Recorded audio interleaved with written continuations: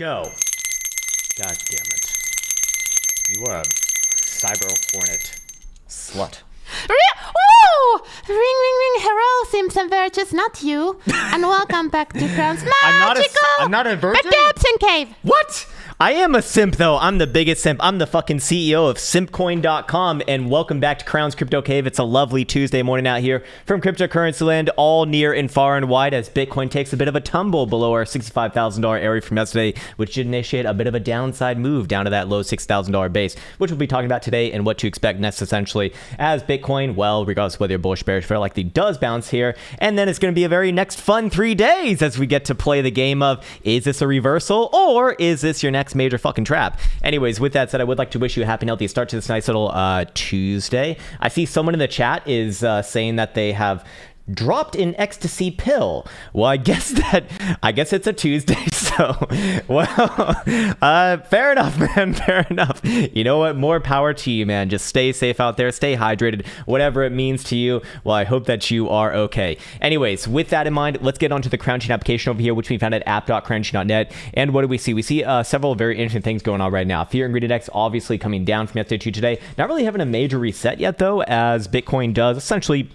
you know, testing the same base that we had from the prior week. That being like literally, I guess actually more like 10 days to about a week ago. Anyways, on top of that, Bitcoin dominance heading up about 0.5% as well. As we have been saying, this is the area that we would be looking for on a major reversal for that specifically. Now, that doesn't necessarily mean that altcoins are going to be, you know, going down versus US dollar or up versus US or up versus US dollar. Obviously, they're going to follow whatever path that Bitcoin does go in this sense. However, Bitcoin very likely does outpace the majority, of course, the majority. Not all of them, but the majority in this case. And what do we see as far as top 10 best coins go? We don't see many winners in the last 24 hours. We see UMA, which I've never seen before in my life, Ravane, Huobi Token, and Eunice, all with very minimal gains, except for UMA there. And the rest are stable coins, which is rather interesting. Anyways, into the market data tab we go. There are several very interesting things going on right here, as we do see the global leverage ratio has actually gone up. It's literally gone up from yesterday to today. Not only has it gone up, but also the global funding rate has actually doubled or almost doubled from yesterday to today as well. Actually, yes, we did a little bit more than double, I do believe.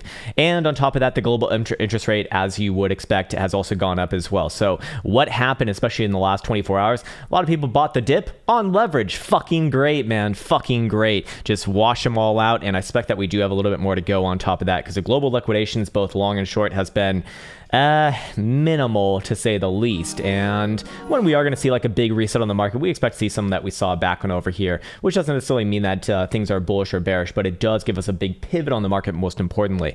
Anyways, with that in mind, should we go into the Fear and Greed Index chart? I'm just actually curious to see where we're generally at right now.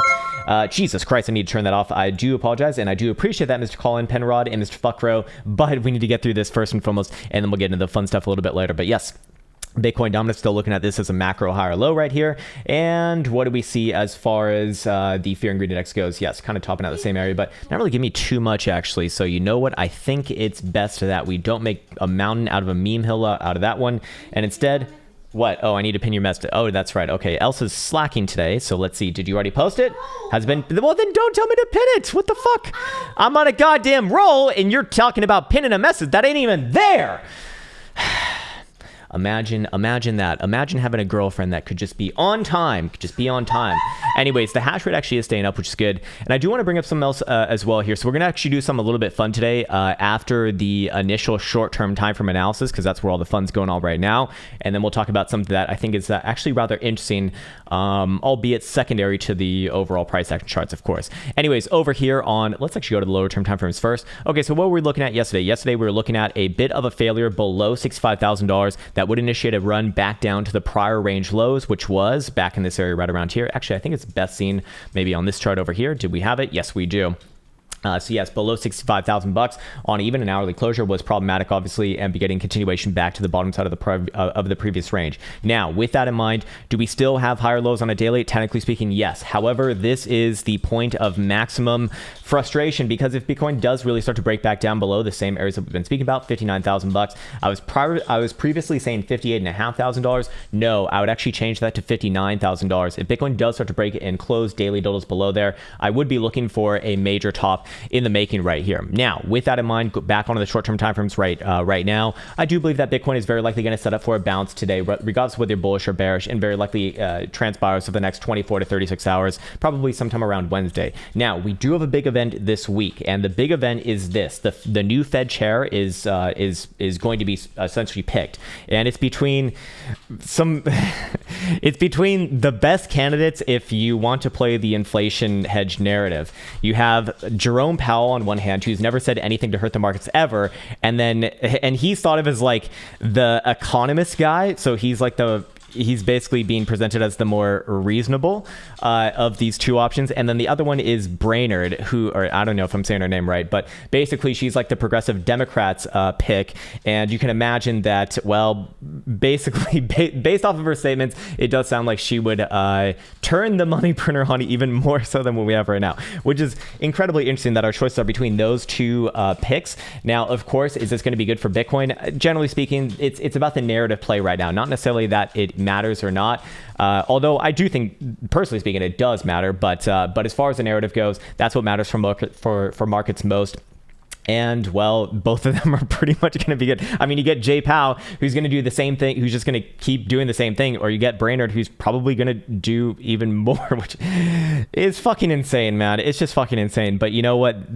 I guess you just have to learn to laugh at these sorts of things, because that's the world that we live in right now.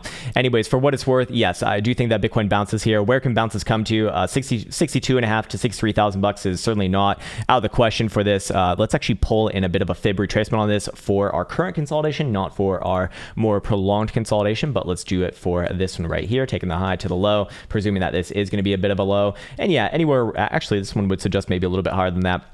But I do think that 63,000 bucks is rather likely. And then if Bitcoin can regain the 0.5 Fibonacci retracement right here, that would look good for a bit of a trap setup. Now, as long as Bitcoin's living below there, basically 65,000 bucks, the same breakdown area that we had from yesterday, then I do look at this as overall a bearish setup after a bit of a short-term bouncy bounce here. Lower term time frame momentum oscillators are also indicative of that as well, or a little bit more likely, I should say, as hourly Stokes on CME specifically do twist back up with any sort of a closure above 61,000 bucks. Technically trading a little bit more than 150 bucks below there right now, but of course that's a Bitcoin sneeze, as you know, and we still got about 43 minutes left in the hourly before closure here. By hourly is going to be showing what? Is going to be showing nothing, because it won't load. No, 62,000 bucks will turn it back up. So probably do spend a little bit of time at the lows right now at very minimum, and then set up for a bounce maybe around New York Stock Exchange open a little bit later today at 9:30 a.m. Eastern time. And then I think that this bounce very likely occurs perhaps over the next 24 hours from then to Wednesday essentially, and probably does play into that whole event again regarding the Fed chair being picked, as the market hates uncertainty. So this is why a lot of the time you do see, you know, in this case, downside price action after a generational upside move. But I do imagine once either one of them gets picked, I mean, it's generally going to be good for the markets. Not that I necessarily think that is good for like the average person. I mean, shit, like I'm sorry, but I can't get past. I just can't get past that. It's so insane to me, because that quite literally is. Like, they quite literally are making the greatest inequality between all the different classes in America, and by extension probably the world as well, by what they're doing, which is kind of gross. Even though we do celebrate it in cryptocurrency land, I do want to reflect upon what it means for the majority of people out there, and it ain't fucking good, man. It ain't fucking good. It's kind of gross, actually. Anyways. Okay, pin it. All right, so you're ready. That was like 2 minutes later or 5 minutes later. Jesus, what is going on with your typewriter over there?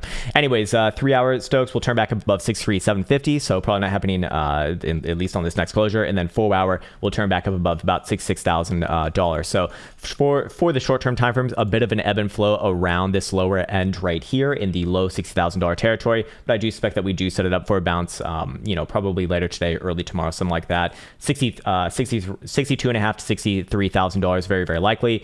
But above there, things get a little more questionable, I do suspect. And I would be overall leaning towards this being a bit of a distributed phase right here, especially as long as Bitcoin is above our last spike high from yesterday. And if you do want to use this on a bit of a closing basis, you know, I suppose back above 65,000 bucks would look quote unquote good for this asset right now. But first things first, need to actually get a bounce right here. And do we have any sort of indications identifying that we have a bit of a play on perhaps our medium term timeframes, of which we got a 12 hour right here. We are coming off the 55, but with that in mind, this is at best consolidation right now, and at worst, it is the early etchings of a bit of a breakdown. So I should talk about what to expect if we actually do get the breakdown. We spoke about this on Friday, and then we've been following up on it on the days prior. That was based off of the weekly CME. So remember, Friday weekly CME did close as a shooting star dildo right here, and right now we are trading below it, obviously. Now, technically speaking, you want to see a higher term time frame closure below the low of it. In this case, not a daily would work, but perhaps a 5-day or a weekly would certainly work. Obviously, a 5-day is going to be closing a little bit earlier than a weekly. It's going to be closing tomorrow night at 8 p.m. or sorry, not 8 p.m., but 5 p.m. Central Standard Time on CME in this case. And if it does close below the last weekly low, which is about 60,860 right here, then yes, I would be looking at this as very likely to get one more drive down to about 58,500 to 59,000 bucks. Probably another bounce there, but ultimately, I do not think that things would stop there. I do think that things would come significantly further down, and same targets to what we spoke about before on an actual breakdown. Even though I'm not necessarily looking for it just yet, if it were to occur anywhere between about $50,000 to $51,000, kind of where we'd be looking towards, with a potential nasty wick even lower than that. However, as long as Bitcoin is remaining above essentially our 30th of November lows right here, our end of September lows. Sorry, I think I said November right there, but I meant end of September. Then you still do have your higher term time frame uptrend intact. Just going to play out a bit of a correction in the interim between then. Now, we've seen several corrections in Bitcoin as of recent times, and you do know that Bitcoin likes to play out its corrections typically to the tune of about 20 to 30% even in its bull markets. For example, we saw this one back on over here in September, about 24.5%, right in the middle of that. And for right now, our current correction is coming down about 13%. It looks like if we were to draw that at about 25%, where does that put Bitcoin? Well, 51,000 bucks. If you take it a little bit lower, that puts you at 50,000 bucks, obviously. And then more importantly, with that, I want to bring up something over here. So yeah, I'll talk about this for a second. Shout out to Emmy on Twitter. I've actually been following you for a while now. It's actually very interesting because I can't get in contact because I don't trust Marin and she looks like a witch. But you look like a normal lady.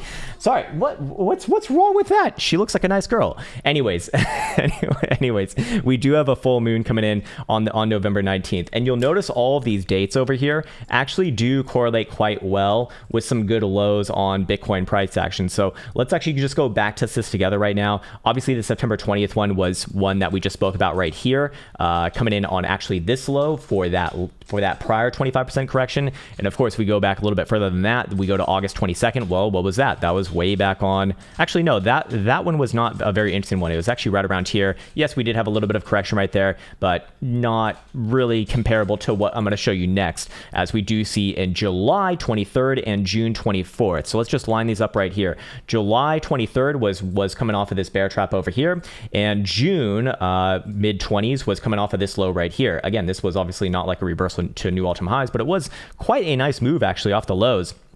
So it does seem that Bitcoin likes this like midweek, or sorry, third week of the month for whatever reason. Now, is there an actual reason for that? Not just to do with the moons? Probably yes. The reason why is that's because that is actually your regular expiration for equity options. That's going to be the third week, the third Friday of each and every month, typically speaking. So anywhere around there is where a lot of portfolio rebalancing goes on around, as intra month. Obviously, your big ones are going to be end of quarter, of course. And then if we were to go back even 1 month before that to our May 26th, well, where was that? That was coming off of this low right here in this region. So I do kind of like those regions, for what it's worth. And why is this relevant right now? Well, we do have the 20th of the month coming up, the 19th and 20th of the month coming up this week, Friday and Saturday. So, just Bitcoin dip into that region coming into those dates, perhaps yes, but ultimately, ultimately it would also imply that we do come down a little bit further, to be fair as well. So, do be aware of what's at stake here, because Bitcoin is on the precipice of potentially a major breakdown right here. Again, I do think that things will bounce first and foremost, regardless of whether you're bullish or bearish. And if the bounce does bring Bitcoin back above 65,000 bucks, I would say that that's kind of negated right here. But for right now, we have lost our short-term time frame uptrends and our medium-term time frame uptrends. So that is significant. We no longer have uptrends even on a 12-hour right now. We have a lower high and a lower low. Yes, we are trading lower than that area right there. Technically, haven't closed just yet. Obviously, this has not happened on the daily just yet, but it will have a chance to do it today, I suppose, if we do close below about 61,000 bucks. That wouldn't look too hot right there. So Just be aware of what's at stake right now. If we go over to our medium and higher term time frame momentum oscillators, it ain't looking too hot right there either, as 12-hour Stokes are downside angles as long as below 65,000 bucks. Daily are also freshly angled down as long as below 68,000 bucks and rejecting the bullish control zone in this case. And the buy daily is freshly crossing down below 67, and the 5-day, which is closing tomorrow, is going to be freshly crossing down below 68,850. And then the weekly, obviously not until Friday, is going to be down as long as below about 68,000 bucks. So there are a lot of good technical reasons right now to be a little bit more cautious. Again, if the bounce does bring us back above about 65,000 bucks, I do think that that's, going to be neither here nor there. I do think that Bitcoin would still be in kind of a position of strength and power, as it does essentially grind around all-time highs in this case. But, we do see that there is a legitimate setup right now, as we've been saying for the last few days, for some downside, again, if those triggers are met. And of course, what is it going to look like for the rest of the market? Well, everything's most likely to follow Bitcoin. And if we go over here to Bitcoin dominance, I imagine this is going to look, yeah, this is looking like a nice complex low right here. We already have a higher low on the daily. Just want to see this one trade back above your 10th of November highs right here at 44.25. And yes, this one very likely does work its way significantly to the upside over the next, over these following months. I'd still be sticking with what I've said on the higher term timeframes over the next few months. Probably still looking at, regardless whether you're bullish or bearish, into the mid to low 50s. Now, to be fair, however, this thing can pop up into the mid to low 50s and still be in a long-term downtrend, obviously, like a monthly downtrend. But, well, that is what we're dealing with right now, of course. So I'm going to take a sippy sip of this water. Perhaps we get into the comments right now, and let's see what we got.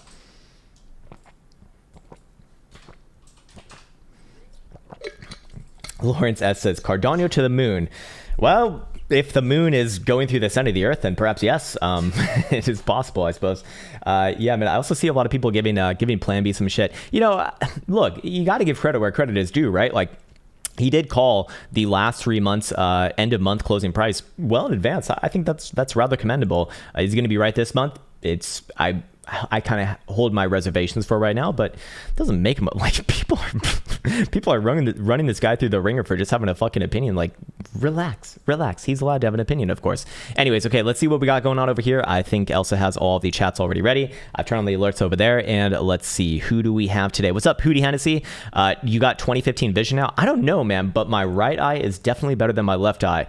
I just hope that my right eye is better than 20 so that my left eye is 20 at least. That would be good. I'll get it tested in like another week here. Anyways, Chainlink. Yeah, let's go check out on this one.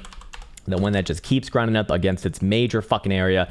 And what do you know? Another failure right there. Holy shit. Jesus Christ, man. I'm just like, what in the actual hell, Chainlink? Anyways, let's record this one. Here we have Chainlink, symbol LINK versus the dollar. And it seems like the daily check-in, what do we have? Yet another failure right at our 34 and 85 cent region. I'm going to turn my sound down right there. Apologies on that. It's rather loud. And that means that we come back down to correct. And where do we correct to? $30.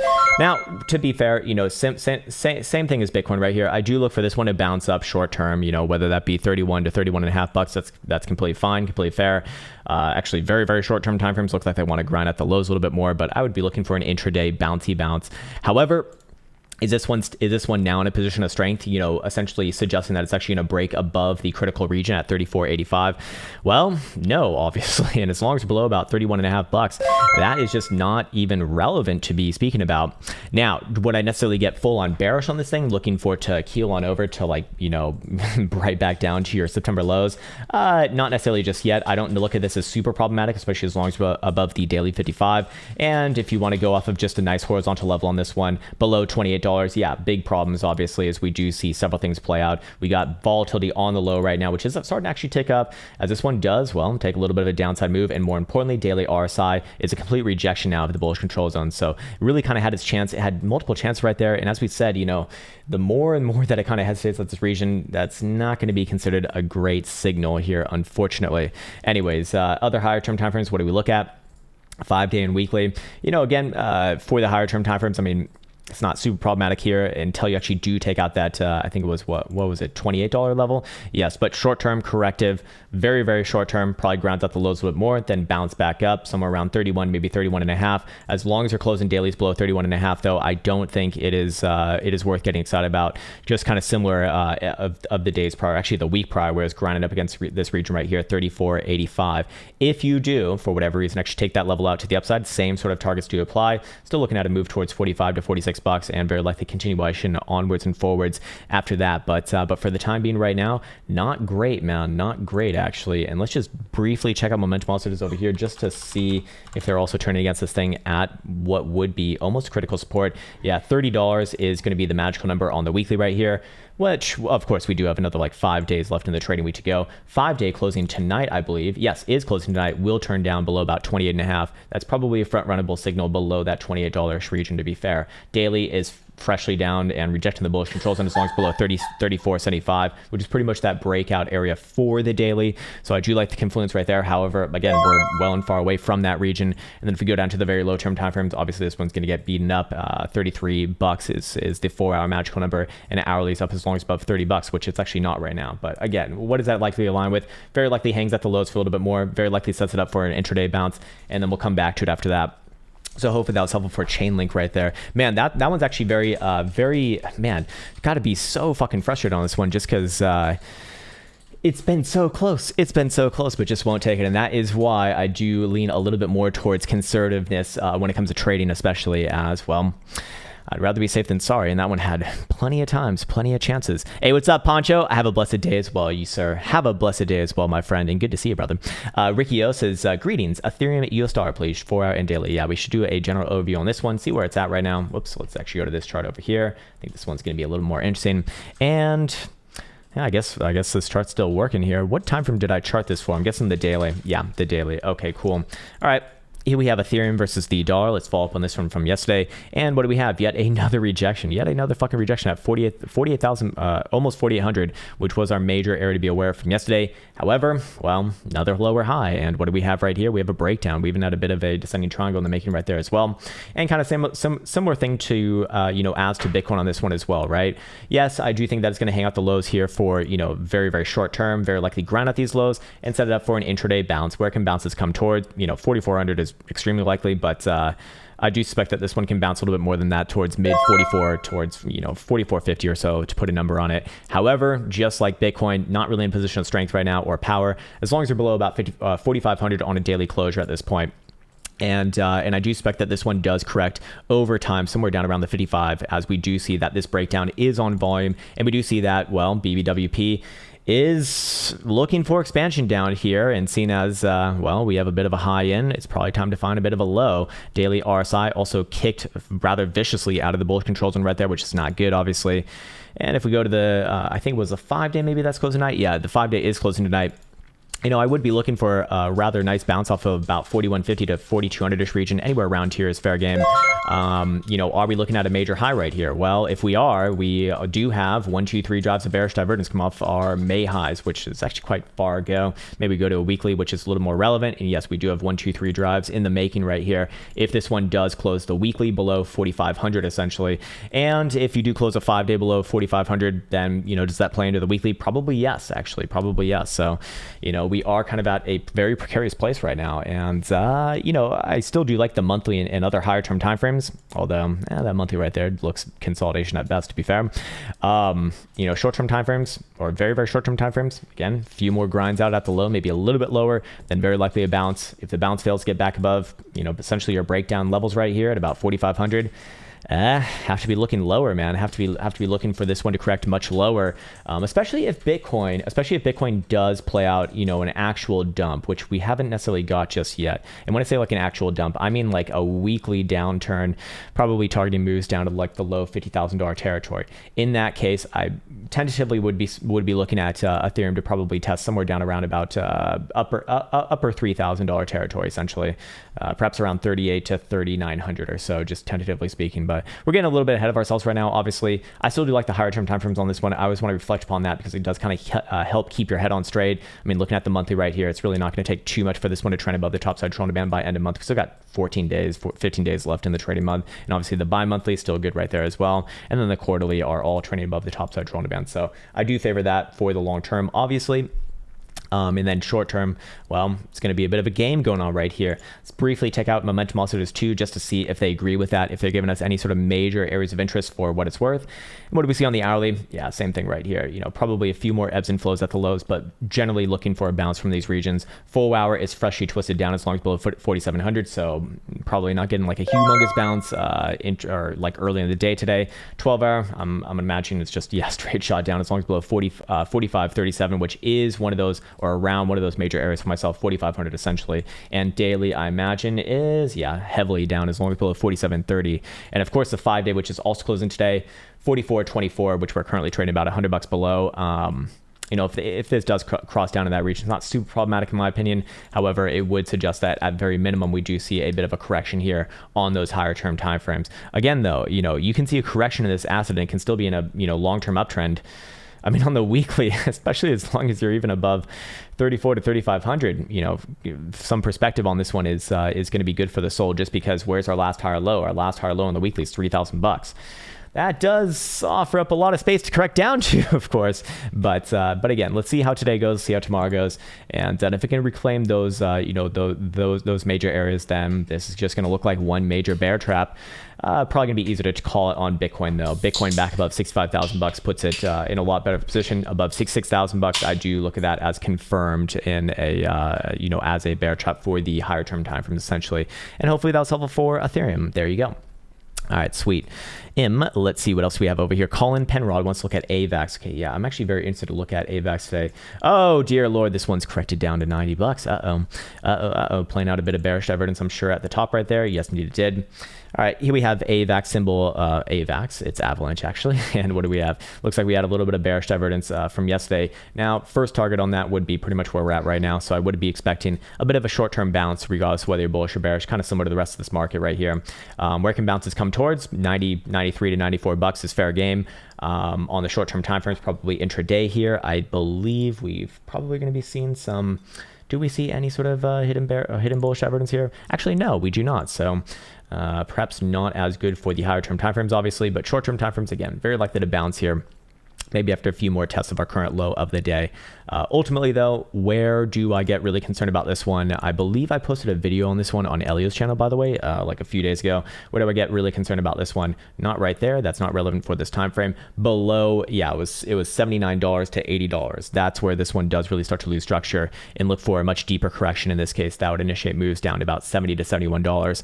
Very likely a bounce there. Again, overall, a very good chart long term, just short term, bit more corrective here. 5-day closing today is not really giving me too much on that. Yeah, it is a bit of a doji low at the top of a of a rally, which can be a signal of indecision reversal. But in order to actually confirm it as a reversal, we need to come back down below the low of it. Weekly, still not not really a humongous issue right there. Would have a ever so slight amount of bearish divergence if we do close something like that and then actually reverse. Again, targets down to the mid 70s would be relevant after that. Until then, I'm basically looking for this one short term to bounce. And where this one starts to look really, really good again is the real question. Where this one starts to essentially confirm that we are looking at a bit of a short term bear trap. Is this one, you know, still is obviously in an uptrend, even on your medium and higher term time frames? Well, very simply put, back up about $97.50. Yes, that would confirm it essentially. And let's see where the pain points are as far as our other momentum oscillators go on this one. All right, let's see. What do we have right here? Okay, weekly is up as long as above 76.70. Okay, interesting. 5-day is also up as long as above about $86, which we're currently above right now. Daily is also up as long as above about 92.25, but that is currently not relevant. Although I do think that short-term time frames probably bounce around there. Does it happen by end of day? That's a real question. Full hour will turn back above 98.35. So yes, you know, very, very short-term time frames. Few more tests around the lows, and then very likely does bounce back on up. Would look a lot better for the hourly back above about 91.70 in this case. And yeah, I'm looking for a move towards 93.94 after that. Anyways, hopefully that was helpful for AVAX. And there you go, sir. Nice one, man. Let's see. Fuckro says, hi there. Good falling today. Yeah, indeed. I skipped yesterday's stream. All good, man. Can you check out Luna, please? Does it go lower to 44? Let's check it out. All right, symbol LUNA versus the Derper. And what do we get? What do we got? Yeah, we didn't look at this one at all yesterday. Yeah, I do think that it is coming down somewhere around about 42 and a half to 43 bucks or so, and probably sets it up for a bounce there. Should we record this one or not? Yeah, let's record it. Here we have Terra Luna, symbol LUNA versus the dollar. I guess we didn't do a video on this one yesterday. Short-term corrective, yes. Probably looking for a move somewhere down around 42 and a half to 43 bucks, and I would be looking for a bounce there. What do we have as far as daily momentum oscillators go? Okay, this is actually rather concerning with volatility coming off the lows right there, and this one is putting in, well, a lower high, and I mean, kind of going to be testing some lows right there as well. I would be looking for bounces, like I said, off of about 43 bucks or anywhere around there. But is that going to be indicative of a reversal? Well, let's consult with the higher term timeframes here. We got the 5-day, which is closing today, and if it closes, if that does close below that, or even just at that region, we will have 1, 2, 3, 4 drives of bearish divergence come off the high. Now this one's obviously very far away, but these two ones right here are actually very much proximal to current price action. That would be concerning, and I would be looking at a minimum price target after that over the next 5 days or so towards 36.5 to 37 bucks. Of course, that does imply that we need to actually close below that region first before it becomes actionable. The short-term timeframes over here, what are we looking like? Again, I do think that this one's a little bit closer to a bounce than not. Hourly, what do we see? We don't see any differences right now at all just yet. And even BBWP on the hourly hasn't gotten up to what would be indicative of even like a very low term time frame local low just yet. It's very close, but well, I suppose this one probably does spend a little bit of time at the lows at the very least, and then perhaps sets it up for a bit of a bouncy bounce right there. Let's check it out, what it looks like from this angle right here. And let's see, hourly Stokes twist back up above 45.75, currently trading about half a buck below there right now. What do we see on the 4 hour? 4 hour is going to be probably heavy down if I had to guess. It is heavy down right now, but will turn back up above 48.60. Okay, interesting. What about the daily? Daily turns back above 51.25, and 12 hour, yeah, it's freshly down below 51. So kind of hard to love as long as you're below about 51 bucks. Above 51 bucks or even above 50 bucks in my opinion, this one starts to look like a mega bear trap right there as well. I think that's a little bit more hopium than not, but fair enough. I suppose anything's possible. I just don't think it's very likely. I think this one's a lot more likely to test a little bit further south first, set it up for a bit of a bounce, and then we come back to it after that as this one does get into a bit of a precarious place right there. Again, I would look at this as very, very good back above, especially 50 bucks on a daily or even a 12 hour. But until then, short term sideways and down, setting up for a bounce relatively soon, but just a little bit lower, perhaps somewhere around about 43 bucks or so. Hopefully that was helpful. And there you go for Luna, sir. Let's see. Martin Hunt's back. What's up, man? Happy Doomsday, sir. Yeah, it is a bit of a doomsday right there, man. I mean, to be fair though, this to put things in perspective though, I always do want to kind of run it back to this. I know that you're probably just making a flippant comment and it's all good, but I do see a lot of people saying that this is like, holy shit, man, my fucking portfolio is rugged today. I'm wrecked. It's all over. It's all for naught. I'll repeat what I said over the weekend. This is a pullback for ants right now. Look, this can get much worse on an actual correction. On an actual correction, we probably are looking at about a 20 to 30% move to the downside. Right now we're about half that, so it can get a lot worse. So please do have a plan for yourself if you happen to be long right now. It's always wise to have a plan for what to do or how to know if what you're looking for is not likely to happen. That's what I refer to as an invalidation, and that's what I really want to be super adamant about in these videos or in any video that I do, essentially, because, well, that is the name of the game with trading. So yeah, I'll just leave it right there. Anyways, I need to actually read your comments, sir. Sorry about that. Algo on the 4 hour and daily. Yes, so this one, kind of like Link-esque, except it's actually like at all-time highs, but had too many chances to actually break above. And now what are we looking like?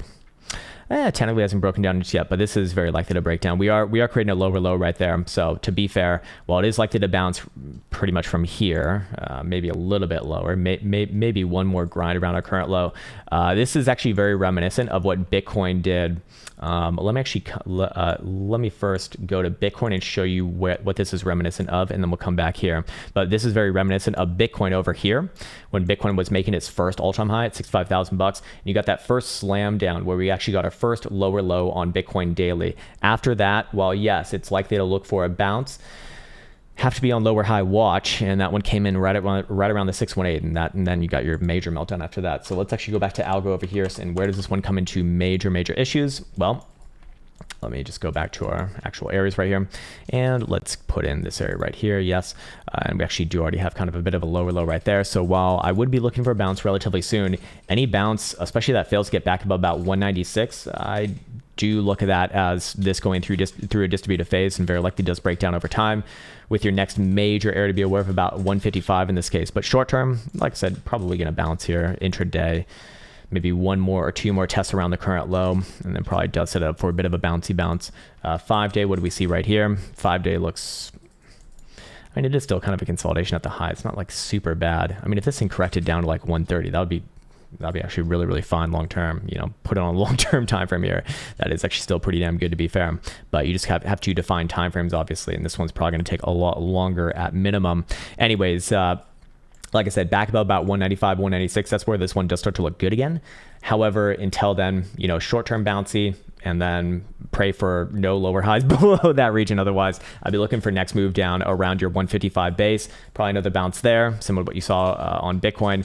And then, well, after that, I'd be looking for that big move down to about $1.25, $1.25, $1.30-ish region. Until then, though, you still have to kind of still kind of have to appreciate this one on the higher term time frames, to be fair. I mean, it's not like super problematic on a bi-weekly nor a weekly as well. Like this thing can easily come down to like 160, and you know, on a weekly it's completely fine, really. I mean, it's just another higher low essentially. Anyways, hopefully that was helpful. And there you go for Algo Sir. Oh, I didn't even record that one. Oh, well, whatever. There we go. What's up, Raj? ALBT. Okay, so I remember this one. We looked at it like a while ago at your request. I believe we got the move up. Yeah, we did get the move up to about $1.20. So that's pretty good right there. And for what it's worth on the weekly, not bad. Short-term corrective, yes, and even short-term, I do think that we probably do see a bit of a bounce here, regardless of whether you're bullish, bear, similar to Bitcoin, similar to Ethereum, similar to most things that we looked at today. Where would be the major area to reclaim intraday, or not necessarily intraday here, but by end of day or Wednesday, so the next like 48 hours or so, back around about 107.5 would actually be rather significant. Until then, short-term bouncy, I think bounce can easily come back up above $1 to 101 or so. However, if we do close below the daily 21 today, then I guess I am looking for next level somewhere around about 85, 86 cent. Would be looking for a bounce there, but this one is going to start to really lose its good posturing long term if that does give way. But for right now, you know, it just depends what time frame you're on, which I believe you're on 6 hour and daily, so this might not be as relevant to you. I actually do still like this chart right here, to be fair. 6 hour is a breakdown. Daily is more bouncy than not.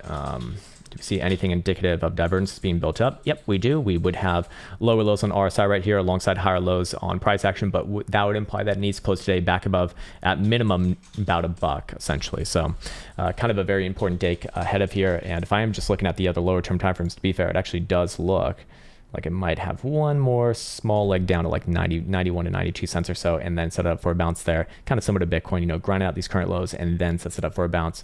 Speaking of Bitcoin, let's go back to right on over here. Oh, what do you know? So we retested the lows yet again, and another little bit of a wick right there. So I do think that we're probably setting up for a bounce from this region relatively soon. Intraday here, I think is a little more likely. Perhaps like right before U.S. market opens in this case. Anyways, Ketos Savaya. Oh, thank you, friend. Hey, sweet. You know a little bit of finish right there. Hey, what's up? What's up, Moose Down Under? Please have a look again at Gala for me. Okay, I think we looked at this one yesterday, and I think it was looking good for what it was worth, or I don't know. Let's see where it's at right now. Yeah, it did have a pretty damn good day, to be fair. Made new highs. Not bad, man. Anyways, you are looking at a 4 hour. Okay, tomorrow's a big day for Gala Game Network, so I'm guessing that there's some sort of an event going on. I'll tell you what you probably don't want to hear. Typically, events are, well, you buy the run-up, you sell the actual event for, at least in my experience, unless it's like something truly groundbreaking. Looking at the 4 hour right here, it's actually still okay. As is the daily. There's actually nothing too concerning about this thing as long as you're above about 10.5 cent. 4 hour time frame. It's just continuation. Short. I imagine hourly is a little bit short-term corrective. Yeah, it probably comes down to like 1180 or so. Would be looking for a bounce there. I only get concerned about this thing below about. Sorry, it's more like it's not 10.5 cent. It's more like 11 cent even below there. Yeah, this one does start to lose its short-term goodness, I suppose. But until that, you probably do rally into your event, and then once the event starts, or maybe a little bit before the event starts, or a little bit after the event starts, you probably do see a bit of a sell-off. Is usually how those sort of things go, but it's not a bad chart. Well, I mean, we don't really have a long term, but it's not a bad chart for what we have right here, to be fair. What's up, Bullfrogfire? Love some Ethereum overall. Love ending my day with you. Hey, you as well, man. Yeah, I'm guessing you're over there in the Western Hemisphere because I'm just starting my day, baby. We're just getting woken up at the ripe old hour of 5 a.m. I love it, man. I actually got a decent night of sleep last night as well, which is good. Very, very good. Ever since this damn time changed, it's been a struggle, but I think it's finally starting to come back into normality here. Anyways, Gemini Athlete wants to look at Matic close under 160, looking to pick up at 125 daily 5-day. Okay, let's go check it out. Matic over here, MATIC versus the Derper. And what do we got? This one actually is breaking down. Not good, sir, not good. Or did we get the daily closure below that region? No, we did not. Oh, no, we did not. It's going to have a chance to do it today, but I mean, it doesn't necessarily look like it's strong right here. I would give it a chance to actually bounce first, however, kind of similar to Bitcoin. Obviously, this trend line right here is not relevant for the 4-hour, just so we're clear on that. Oh, and I see that euro dollar is breaking out. Ooh, this is really good. This is really good for daddy. That was weird. That was fucking weird. Sorry about that. I apologize. That was gross. Anyway, daddy like. Oh my God. Okay. Stop what? What's the issue, sir? This is a family channel. That's exactly right. Okay, so what time frame were you actually looking at? Daily and 5-day. Yeah, 5-day is going to be in a pretty bad position if it does close below about that 160-ish region, which we are below right now. But again, man, I know you didn't ask for lower term timeframes. I do think that this one tries a little bit of a bounce intraday here. You know, going to be easier to watch whatever Bitcoin does, but bouncing back up, especially towards about 165 to 166.5, certainly not out of the question here. Short term, daily, you know, where does this one start to look good again? Back above about 175, 176 on a closure. 12 hour, do we see the same thing? Yeah, basically same thing right here. Even at the 12 hour, we gained about 1 3/4. That looked pretty damn good for the long term. Sorry, not for the long term, but for this general consolidation right here. Until then, I just want to see a bit of a short-term time frame bounce. If you do break your 160 level, as you were kind of suggesting earlier, Matt. Okay, I actually understand exactly what you're saying now. You're saying Matt at close on 160, so you're basically presenting a situation. Then what would you do after that? You're looking at 125 after that. I do think that this one would have a rather nice bounce at about 140. To be fair, 1 1/4. I'm not really seeing the relevance of. Maybe you're coming in from your October breakout out of this little consolidation right here.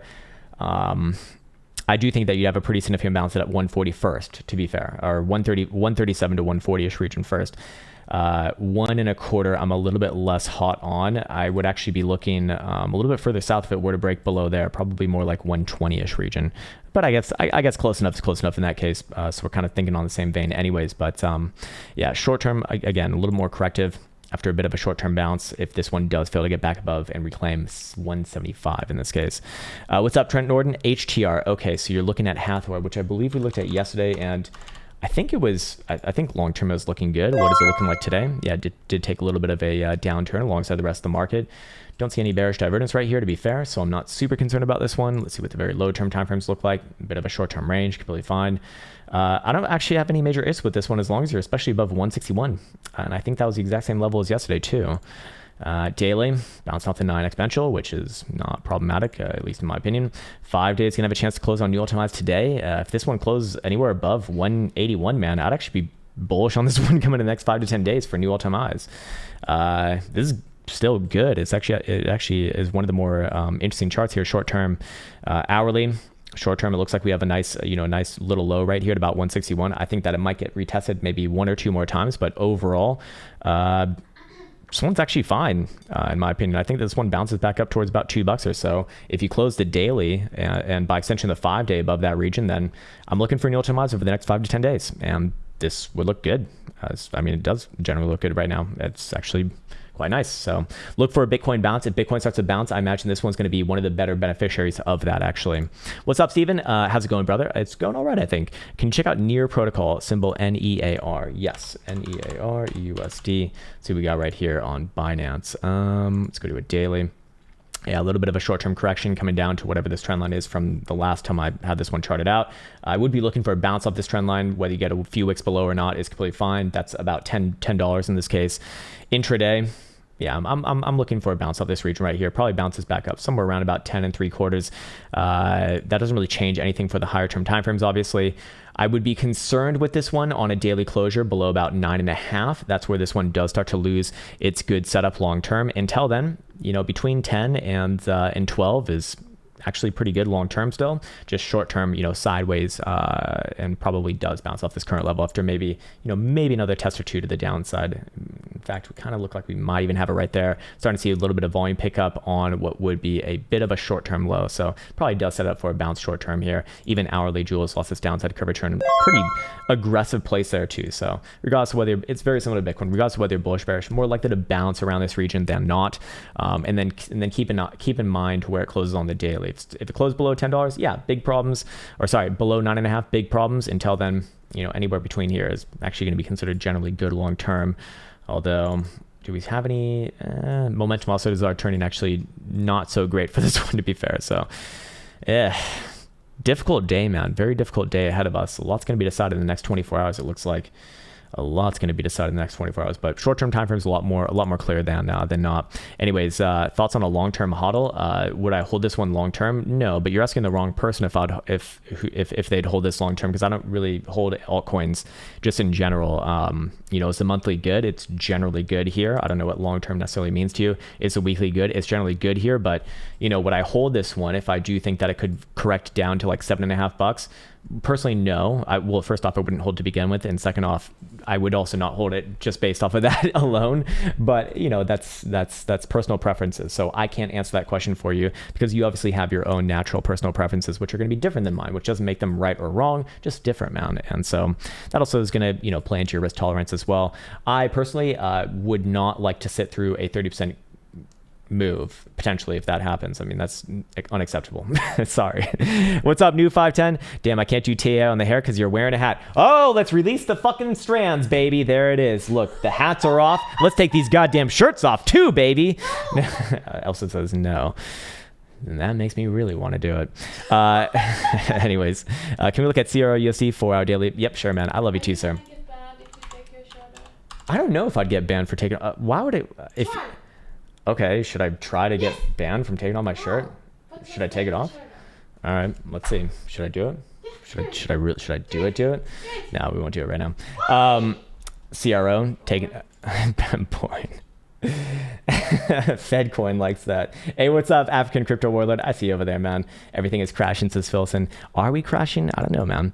I don't know just yet. Okay, so CR, let's actually record this one. Here we have crypto.com, symbol CRO versus the dollar. And what do we have? We have a bit of a short-term high right there. Yes, we do have a daily shooting star dildo in our face, and short-term corrections down to like 38, 39 cents are completely fine. Again, I always want to focus on the long-term on something like this, because obviously this is a very good long-term chart. Short-term corrective, however, as we do have an ever so slight drive of bearish divergence come off the high right there. When hot tub stream. All right, we'll do it, man. We'll do a little bit of a hot tub stream. However, very short-term time frames, like a 4-hour, what do we see? Still as an uptrend, actually. I wouldn't really get too concerned about this one short-term, as long as it's about 38.25 in this case. Below there, yes, I do look for the correction to come down a little bit further, somewhere around your last prior base lows from 12th of November in the low 30-cent region. However, until that happens again, higher term time frame is still very, very good here. Like, there's nothing really wrong about this long term. It just depends what kind of time frame you're on. Monthly is obviously phenomenally bullish long term. I would be looking for new all-time highs, probably not this month, but probably in December, January, something like that would look pretty damn good. And momentum oscillators, just go check out what they're looking like right now. CRO USD. Okay, and let's see what we got over here. 12 hours actually going to fresh cross down below 42 cents today, which we currently are below right now. Daily will cross down below 36.25. Until then, still up. 4-hour is heavy down below 49 cents, and hourly is kind of flip-flopping around about 41 cents. So, similar to all the ones that we've seen today. And I really want to focus on the higher term time frames here, because again, this one's still would probably be one of my favorite charts long term in this market that I've seen over the last few weeks here. Just short term, the question in my mind is, do we correct down to your mid to low 30s or not? And for right now, I think that this one's generally still good, just short-term corrective. Where would I say that this one's done with its current correction? That would be even with a 4-hour closure back above about 45 cents, and I'd be looking for all-time highs after that. I don't think that that's happening right now, to be fair. I think this one's going sideways at best. But hey, where would I get bearish on this one, like for the long term? Well, very easily put below about 29 cents. Until that happens, I'm not actually too concerned about this one, and hopefully that was helpful, sir. Something that I am noticing right now, however, is that spot exchanges, we got Finex right here, or sorry, not Finex is right here, Bitstamp is right here, and Coinbase is right here, are trading above derivative exchanges like BitMEX right here. which is interesting, as that would suggest that this is being a little bit more spot bottoming up right now. Anyways, Champ Low says, so Plan B's prediction ain't happening, huh? I mean, again, we still are halfway through the month. Look, I want to be very respectful to someone like Tim just for like having an idea like that and having the fucking, wherewithal to put it forwards, even in the face of a very unappreciative and sometimes just rude cryptocurrency community. But hey, man, look, like he had 3 months there where I think he did a pretty damn good job. He called the lows, or he didn't call the lows, but he called the ending month closing price very well, months in advance. So I think that deserves some recognition, man. I think that people are being like way too fucking harsh on this guy, and honestly, it's kind of gross to see, to be honest with you. Anyways, let's get back on the comments over here, and let's see what else do we got. We got Scott D. Scott D is looking at wait, what? So Strong. Okay, Strong. Have we looked at this one before? Strong USD over here. Let's see. What do we got? Oh, we got a bit of a toppy top now, don't we? And this one probably does trade down for me. This one does not look very strong. This one does not look very strong right now. I didn't even mean to use that terminology. Probably looking at this one to correct down to 550 before it's all over at minimum. Short term, is it bouncy? Yeah, probably short term bouncy. This one's just kind of having like the slow bleed of death right here. Short term bounces can very easily pop back up to 760 over the next 5 to 7 days or so. But I do remain somewhat looking for further downside towards those next targets, as long as you're not below $1,000 now, but we can move that down to about 885 or so. It looks like above there, this one looks good again, and probably trends towards new ultimates. Until then, this one does look quite toppy here, which is what I believe we said last time, that is a lot more close to a top than not. We also have some bearish divergence on the weekly. I'm sure the 5-day certainly has it, and that was obviously actually confirmed a few closures ago. So again, short-term bouncy from this region. After that, maybe bounce first, die later, as they say. But yeah, very, very, very, very likely short-term bouncy here. And hopefully that's helpful, sir. Let's see, what else we got? Polkadot on the 4-hour daily. Yeah, let's actually record this one as well. I haven't done a video on Polkadot in a while, and this one's always very interesting, one of the more strong ones. However, is it holding up well here? No, not really. Actually looks very similar to the, I think it was Matic chart maybe. Anyways, here we have Polkadot symbol DOT versus the dollar. Very similar chart to Matic earlier, and these ones kind of trade neck and neck with each other. Anyways, correcting down to the low $40 region right here is not super problematic for the long term, obviously. However, short term, that was, well, quite a nasty drop based off of the break from our $45.50 region right there. So, technically speaking, short-term time frames kind of similar to Bitcoin, more bounce off this level than not. Does it grind it out a few more times? Probably yes, but I would be looking for a bounce, generally speaking, in intraday, maybe after like one more test of the current lows. And where it can bounces come towards $43.50 to $44 is fair game and not really asking for too much. However, this one does not have good daily posturing as long as you're below about 47.5 now. Above 47.5, I'd be willing to call a bear chop on this, looking for moves to prior all-time highs, and very likely beyond after that. 5 days going to be closing today as well. And how are we looking? Not great right there. Needs a bounce before end of day, basically. Jesus Christ, man. 2 days, same thing as well. After a short-term bounce here, I do think that this one probably does trade a little bit further south, somewhere around about 39, maybe even as low as about 36.5. And I'll be looking for potentially a major low right there. Until then, if this one does fail to reclaim about, 47.5 today, I'm generally going to be looking for this one to trade much lower in this case. Well, depending upon your sort of disposition, obviously. We already looked at the 4-hour. Momentum also ain't giving us too much right there, kind of telling us what we already know. In this case, I would like to see what it looks like from this angle, just in case if we have anything that's staring us in front of our faces. Hourly turns back down below 41.60, so that would be your next regrind of the current lows. $45 is the magic number on the 4-hour. 12-hour is going to be showing down as long as below 45 as well. 45 actually popping up quite a few times, and then daily turns up above 47.5, which is exactly where I'd say that this one does complete a bit of a bear trap. I don't think it's very likely right here. I do think that a short-term bouncy bounce is rather likely. And then, well, assuming that the daily does not close above those regions, probably do look for this one to correct a little bit lower over time here. Hopefully that was helpful for a dot, and there you go, sir. Nice one. All right, sweet. You, Mr. What the Fuck Crypto, is looking at Sato USD. What is this? Got paid trading view at other... Wait, what? Got paid trading view at other night? Your presets are locked, though. What do you mean, sir? I don't know what you... well, yeah, a lot of the indicators are private, so they're going to be locked, obviously.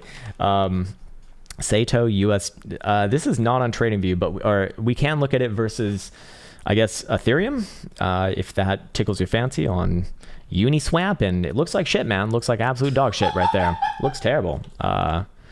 Let's see, what else do we have? Okay, let's try maybe. Okay, what why Saito.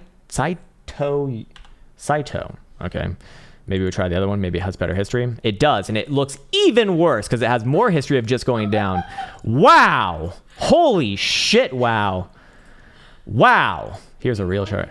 Yeah, this one's been banned from the moon. This one is not invited to the moon ever. I mean, look, if it is a pump and dump, this is kind of the area that you might be looking for a pity pump. I think best it does to the upside is maybe like 115,000 or something, whatever that number is right there. Pretty bad, man. Pretty damn bad right there. Well, Godspeed, sir. Godspeed. Yeah, I mean, if they're private, or sorry, if they're locked, it's because they're private. So that would be why. Crazy Guy says, Obor Tech, Obot. Okay, let me just take a sip of this water and we'll get into Obot.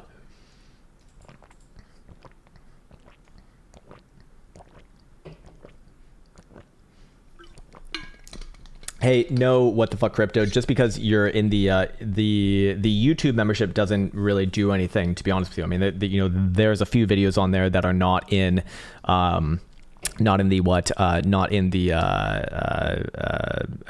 videos, obviously, but that has nothing to do with the indicators at all. The private indicators, if they are what you are looking for, are probably either on the app or just completely private and not for public consumption. Which is possible. Anyways, you can look at Obot. Okay, so this is, okay, you're looking at Obor Tech. Okay, so this is definitely German. So we'll look at Exter. And what do we have right here? I'm not really getting too much from this chart, to be fair. Hold on, let's see. Let's actually go to the ticker that you're looking towards. God damn it. Why do you have to do this to me? No, all these tickers are the same. Maybe we try this exchange right here. Equally as disturbing. Look, this is garbage. Fucking garbage, man. What the hell have you put in front of my face? Maybe Berlin Exchange. Okay, is one even gonna load? This looks like a dead stock, man. I'm also having a very difficult time finding a proper chart that makes sense. Maybe this one right here. Also, I don't have a good idea on this thing, man. This thing looks like it's a dead stock, and this is concerning. It's what it is. I don't have any opinion on this thing right here, man. Look, you can see that it literally goes through not just days, but weeks and months of zero trading, like not even one trade, not even literally one trade. You can look at the volume right there, and for days on end, I'm seeing zero volume, and it's very difficult to get confluence amongst the other exchanges. So unless if I'm looking at the wrong thing here, I'm led to believe that this thing is just a pile of absolute garbage. Which maybe I am, so please let us know. Anyways, Sushi Yum Yum says, Ricey, please. Oh, you like the Rolls Royce, don't you? I think last time we looked at it, it looked like shit, but bouncy. Let's see if we got a bouncy bounce. We got a bouncy bounce. Hey, not bad. Not bad right there. All right, let's actually go to the weekly.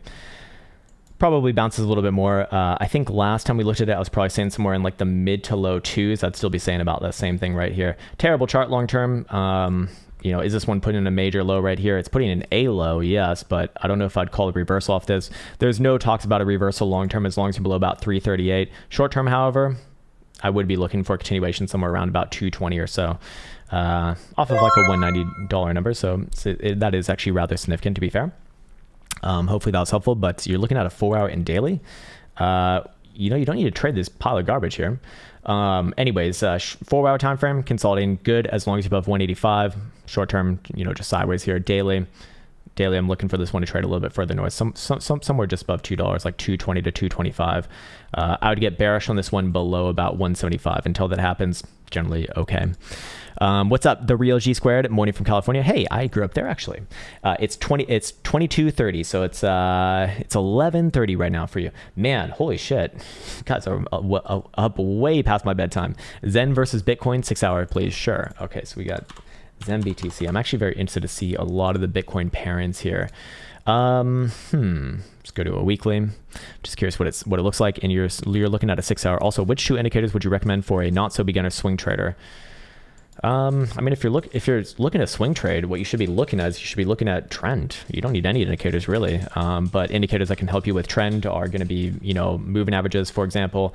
And then you probably also want something for volatility. Just kind of know like when someone's likely to put in a high, you know, a low or a high in some cases, and you know maybe that can be a bit of profit taking. Yeah, I mean, doesn't really need to be anything more crazy than that, man. The less indicators, the better, in my opinion. I really don't know too many professional traders who use more than 3 indicators, and the ones who actually do have like more indicators than that on their board, they're usually not looking at they're usually not putting more emphasis on more than 3 indicators. I mean, at some point you just get into analysis paralysis, and that's just not helpful. Like confluence is good, yes, but you don't need confluence between like fucking 10 different indicators. And usually when I see something like that, it's from someone who has very little idea or very little experience of what they're talking about. Less is more. And understand, when I'm doing these videos here on YouTube, I'm looking at a bunch of different indicators. That is not the way that I trade at all whatsoever. I'll show you the chart that I trade. It's actually right here. It's basically this chart. I'm looking at BBWP, I'm looking at moving averages, and I'm looking at RSI or Joule, one or the other, but not both, just one, depending upon what I'm trying to do. So Joule is going to get like my momentous drives, and RSI is going to I usually use that for denoting like local highs and local lows. Anyways, 6 hour for Zen BTC specifically. Short-term range probably bounces somewhere right around about 1400 or so. Not a humongous fan of this one long-term, but yeah, very much not a fan of this one long-term. This one's trending towards 0 long-term, but short-term more in a bouncy area than not.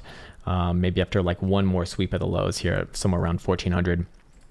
Until then, you know, not super interesting, but long-term, very, very nasty. I really despise charts like this long-term. This is very, very bad long-term. Trending towards 0 is not good. Versus Bitcoin. Obviously, versus the dollar, it's probably doing quite well, if I had to guess. Okay, all right. Topo553 says, Ren on the hourly and 4 hour. Sure. Okay. Ren USD. Let's see what we got going on over here on Binance. And what do we have? Yeah, this one also not looking well too hot in the short term, but are we going to have a bouncy bounce relatively soon? Probably yes. We are on the weekly 21 after all.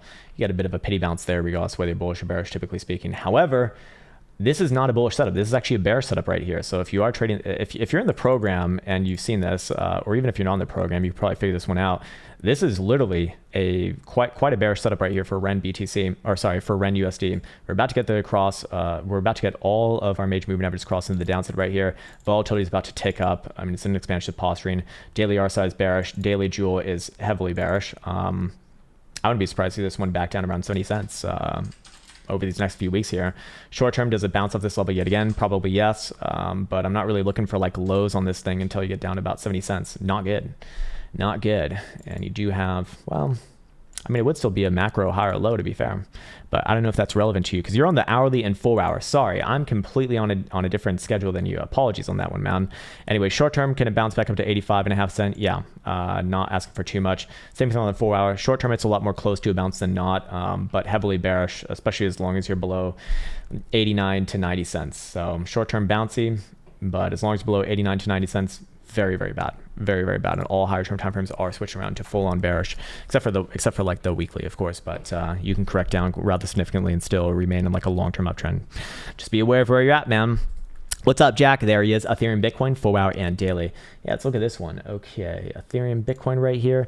And do we still have our nice little setup? I think we do. I think we actually do. Hey, not bad right there. Should we record this one or should we not record this one? Fuck it. No, we already have a video on Ethereum.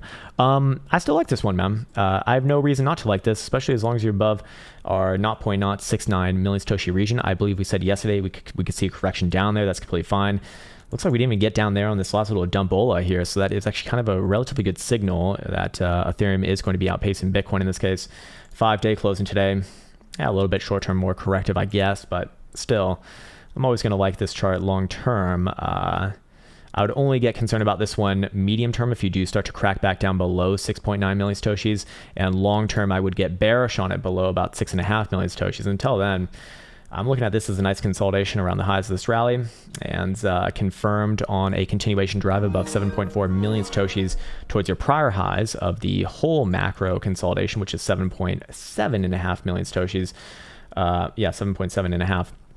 And then above there, I'm looking for the macro rally to continue, of which that's essentially what I'm looking for, which would have measure moves up to 9.5 million satoshis and probably beyond after that. But until that happens, probably a little bit more waiting right here. If you're specifically asked about the 4 hour, what do we see? See a little bit of a low trying to be formed right now. Do we have some hidden bullish evidence to accompany that? No, we do not. But I'd still play the range in this case, man. I think that this one's gonna generally end up being good. Short-term timeframes look better above about 723 right here, just this last little swing high. And if we go over to momentum oscillators, I'm curious if they're actually turning up, because that would be the next sort of thing that I'd be looking for to be, somewhat more short-term. Looking at this is good. 12-hour turns back up above 7170. 717. So probably not happening on that closure, but we'll set up for a good daily. 4 hour turns back up above 714. Okay, still within striking distance, and hourly turns up actually right now above 705.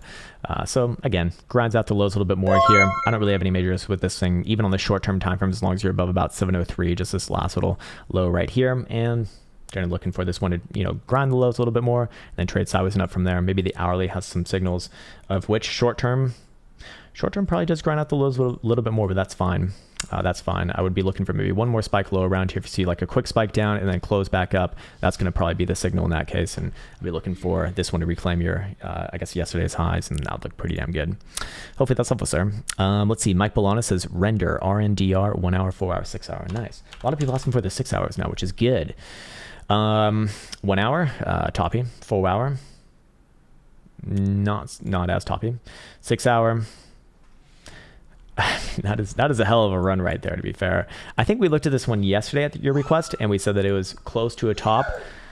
And I still would say that, the day, I know you didn't ask for a daily, but I think it's important to kind of recognize where we're at in the grand scheme of things. We did hit 100 percentile on daily BBWP, or sorry, actually 98 percentile, or a little bit above there. We are right now as a bit of a doji dildo, a long-legged doji dildo in this case, which is a signal of indecision, perhaps reversal. I would say I would be calling a reversal on this one with any sort of a 4 hour closure below 417. If that happens, I'm looking for big downs, bounce around 385, but probably finds its way down towards 345 to 350 or so over time. Short-term time frames like an hourly, I really don't have a major opinion on this one. If anything, there's a little bit more short-term downside signals, but I don't think that they're super concerning, to be honest with you. Where would I actually get bullish on this one for another grind out to new all-time highs? I guess above 505, 509 region would look good. I don't think that's what's happening right here, but that would be my invalidation condition. Until then, I do think that you're seeing this one put in a high probably here. I actually do think that you're probably seeing a high right here. Again, volatility, you got your momentum oscillators also kind of suggesting that this one's, tired at best, and, playing out a pullback into a higher low would still be good long term, as you still do have higher lows. But where's your last low on the daily? Way back on over here at 131. So this is why I say the way you go up is the way you come down. And in this case, this one can come down quite hard and still have those higher lows, man. So you got to be careful with something like that. That's why going parabolic is not necessarily the best thing, because once you top out, well, it's parabolic to the downside as well. What's up, Rolando P? Morning. DGB bounce targets is 5 cents a good support. Let's see. I don't know, man. DGB is like a shitcoin from yesteryear. Let's see where it's at right now. Let's see. No, we don't have the full history. Because I remember this thing traded up like humongous in 2017. I think it traded past 20 cents, but we're obviously not going to see that right here. There's got to be some chart from way back when, maybe Bittrex. Actually, no, it started in July, so I don't necessarily know. Anyways, your question is basically just under 5 cents a good support. Depends what time frame you're on, man, which you gave none of. I do think a bounce very likely occurs basically from where you're at right now. Bounce can come back up to 5.7 cents, and that wouldn't really do all that much. I would be cautious on this one, especially as long as it's below about 6 cents in this case. So if this one fails to bounce back above about 6 cents by end of day, does this one look more corrective than not? I mean, short term, it's bouncy here, man. Is 5 cents a good support? Depends what time frame you're on. But generally speaking, you know, if you did come back down to about 5 cents, I would be looking for a bounce there. But other than that, that's actually literally that literally is your last low in this case. So while you probably do get a bounce around there, you are officially in a downtrend at that point, or you're in the etchings of a downtrend at that point. And while you probably get a bounce there, it's a lot more likely this one comes further south after that towards about 4.5 cents, to be fair. So in my opinion, it's either bounce here on a higher low and remain with its good long-term, I guess, structure, I suppose. I mean, it's still weak as fuck long-term as long as you're below about 8 cents. But, you know, if you fail to bounce here and put in a local low here, I would essentially be getting bearish on this one. And while I do think that you would bounce just under 5 cents, I don't think it'd be anything more than that. I do think you'd find your way down towards 4.5 to maybe even 4 even. It would not look good, to put it bluntly. So today's kind of a very important day. Weekly still looks fine, to be fair. So personally speaking, I think it's either bounce here or death, essentially. What's up, Adam Riley? Welcome to the cave, sir, and thank you for that. FA says, hey, sir, block 4-hour daily. Okay, so I believe we looked at this one the last few days. We said that a high was imminent, and do we have a high that is imminent here? Oh, yeah. Oh, yeah. Wait, no, we did not. Hold on. This one topped out well before, so obviously not. Yeah, okay. Okay, so this one failed to get back above its range highs. And what happens after you fail to get back above your range highs? You go and test the range lows. And this one probably does pop back down here. Not looking too hot right there, to be fair. Even had a very slight drive of bearish divergence on that last high right there. Not a death sense, to be fair, but very likely does trade sideways and down from here. Anyways, you're looking at a 4-hour and daily bounce continuation or death. I mean, is this looking like redistribution right here? It is actually looking like redistribution, but you can't really confirm that as an actionable thing as long as you're below about 6.25. Below 6.25, yeah, I'd say the technical term is probably death after that, you know, back down to 3.5, maybe 3 cents, or sorry, 3.5 to 2.5 cents over time. But for right now, as long as you're kind of awesome within this overall channel, you can still make some excuses for it, but same thing as before, right? Over the last couple of weeks here, as long as you're below about 9.9 cents, you can't really get excited about something like this, at least in my opinion. Daily not really giving me too much. Yeah, 12-hour does say probably moving its way back down somewhere around 6.8 to maybe as low as 6.2 cents, and I'd be looking for a bounce there. So hopefully that's helpful, sir. Let's see. What else do we got? Danny McGregor says, hey man, all good, man. Could you compare your trading program to your free YouTube content? Well, okay. Could I compare my trading program to my free YouTube content? So basically the content that we're doing right now, well, obviously it's a lot more structured. The purpose of it is to like give you the tools to actually make a damn plan for yourself over time. You know, it's intended to be a lot more serious. These YouTube videos are more for fun. Yes, I do give out a lot of the things that I'm typically looking at, and you can probably figure out a lot of my strategies just from these videos, obviously. And many people do, and that's completely fine. That's completely fair. That's why I do them. I mean, you know, it's all good. But the programs are going to be a lot more structured, and of course they're going to be there is a purpose to them. Whereas these videos is like, you know, we're just looking at price action. The programs, like, there's a purpose, and the purpose is, okay, here is what you need to do in order to actually have a successful trading plan. Here's how you put it together. Here are the tools that you can use. Now here you go, essentially. And of course, you can also view the promo videos on the app. That'll give you a little bit more of a deeper understanding. And what I would also say as well is that we are going to have a sale here for Black Friday, of course. So, you know, probably hold off on anything. And, you know, the general rule of if you're on the edge about it, it's probably not going to be a good fit in my opinion. Anyways, Kyle Yale. Wow, that almost went south. Hey, Krown, general overview of Algorand, please. I think we already looked at that one. I think short term it was bouncy, but big problems below. Yeah, big problems below about 155. Yeah, at that point, I'd call this one bearish. Until then, all higher term time frames still fine, but corrections down to 160 is fine and somewhat likely here. So I would be looking for bounce off there. And very short term time frames probably put in a bounce relatively soon. However, I don't think that's going to be much more than that as far as bounces go. Could come back up to like 183, 185 region. That's fine. But short term, sideways and down, as long as you're below about $2 in this case. Long term, pretty damn good still, as long as you're above about 150 to 155 in this case. Anyways, let's see. Matthew X says 4 hour on power. Okay, I actually do know this one simply because when I first came into cryptocurrency land in like 2016, 2017, the first channel that I tuned into, I think, was Superman, and he was shilling this shit, and it's actually doing pretty damn well right now, to be fair. Maybe Superman knew something. Oh, but we still have, still have another 163% to go to get back to break even, but that's all good. We won't talk about that. Actually, very, very good chart right here, man. I'm guessing that something fundamental is going on right now, just because, well, that's a hell of a move. That's a hell of a move now, ain't it? Yeah, we haven't done this one, but 4 hour, I imagine it's probably coming into a bit of a short-term high relatively soon. This one's probably, yeah, maxed out here. We do see 100 percentile on 4 hour BBWP as you requested, several bars in a row. I think this one might even have a few more highs to go. The hour is actually still okay here. I think it probably grinds up maybe another high or two, somewhere around maybe even 90 cents. But I do think that this one's very, very close to a short-term, medium-term high.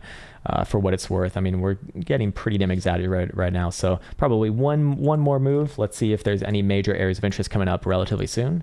Let's see, something like hey, you bastard, I clicked the wrong one, my bad. We're right at the 2-spot extension, right around 90 cents. So maybe one more run at about 90 cents, then I would be looking for this one to play at a bit of a correction, short term, sideways and down. Long term though, it's going to be good. It's going to be good as long as you're above about 69 cents long term. So, you know, take that as you will. But if you're specifically asked about the short-term timeframes, I think that you're a lot closer to a high than not. And this one probably does correct down somewhere around about, what was it, 60 cents or 68 cents? 68 cents, between 68 cents and 62.5 cents after that. I think it's a lot more likely right there. All right, sweet. Cool. Brainy Beaver says, that's it. Time to light our underwear on fire. Wait, what? Whoa, that escalated very quickly. Rishab says, hello, sir. Can you check out Rune on the daily and 4 hour? Any signs of reversals? Okay, cool. Sure. Rune USD. Let's see what we got going on over here. I think we looked at this one yesterday, and it's still in its little rangy range right there. Should we record a video on this one or not? Yeah, fuck it. Let's record a video on this one. Here we have Rune Chain, another obviously like Viking chain, I think. Anyways, symbol RUNE versus the dollar. Correcting down to whatever level we had from yesterday, which is about 11.5 bucks. I still do look at this one as long-term good, as long as you're oscillating between about 11.5 and 14.5. However, as long as you're oscillating between there, not really too much to get excited about here, obviously.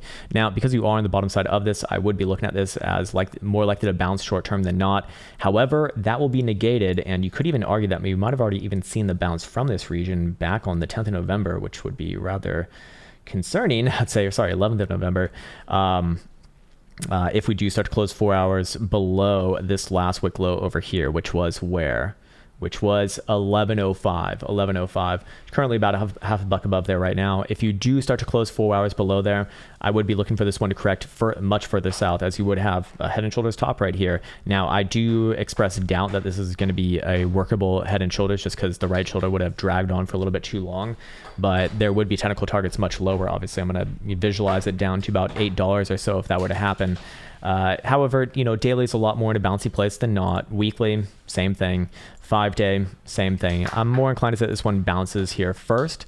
Short-term bounces can come back up, you know, no problem, somewhere around about $11.80 to maybe even $12 if things get a lot more interesting. But the second that you start to break below, again, 11.05 on a 4 hour or a daily closure below 11.18, it's going to be very, very problematic and imply, you know, much further correction somewhere down around, yeah, about $9 or so, maybe a little bit lower than that to about 8.5. That would be my reversal call on that one if that were to happen. Until then,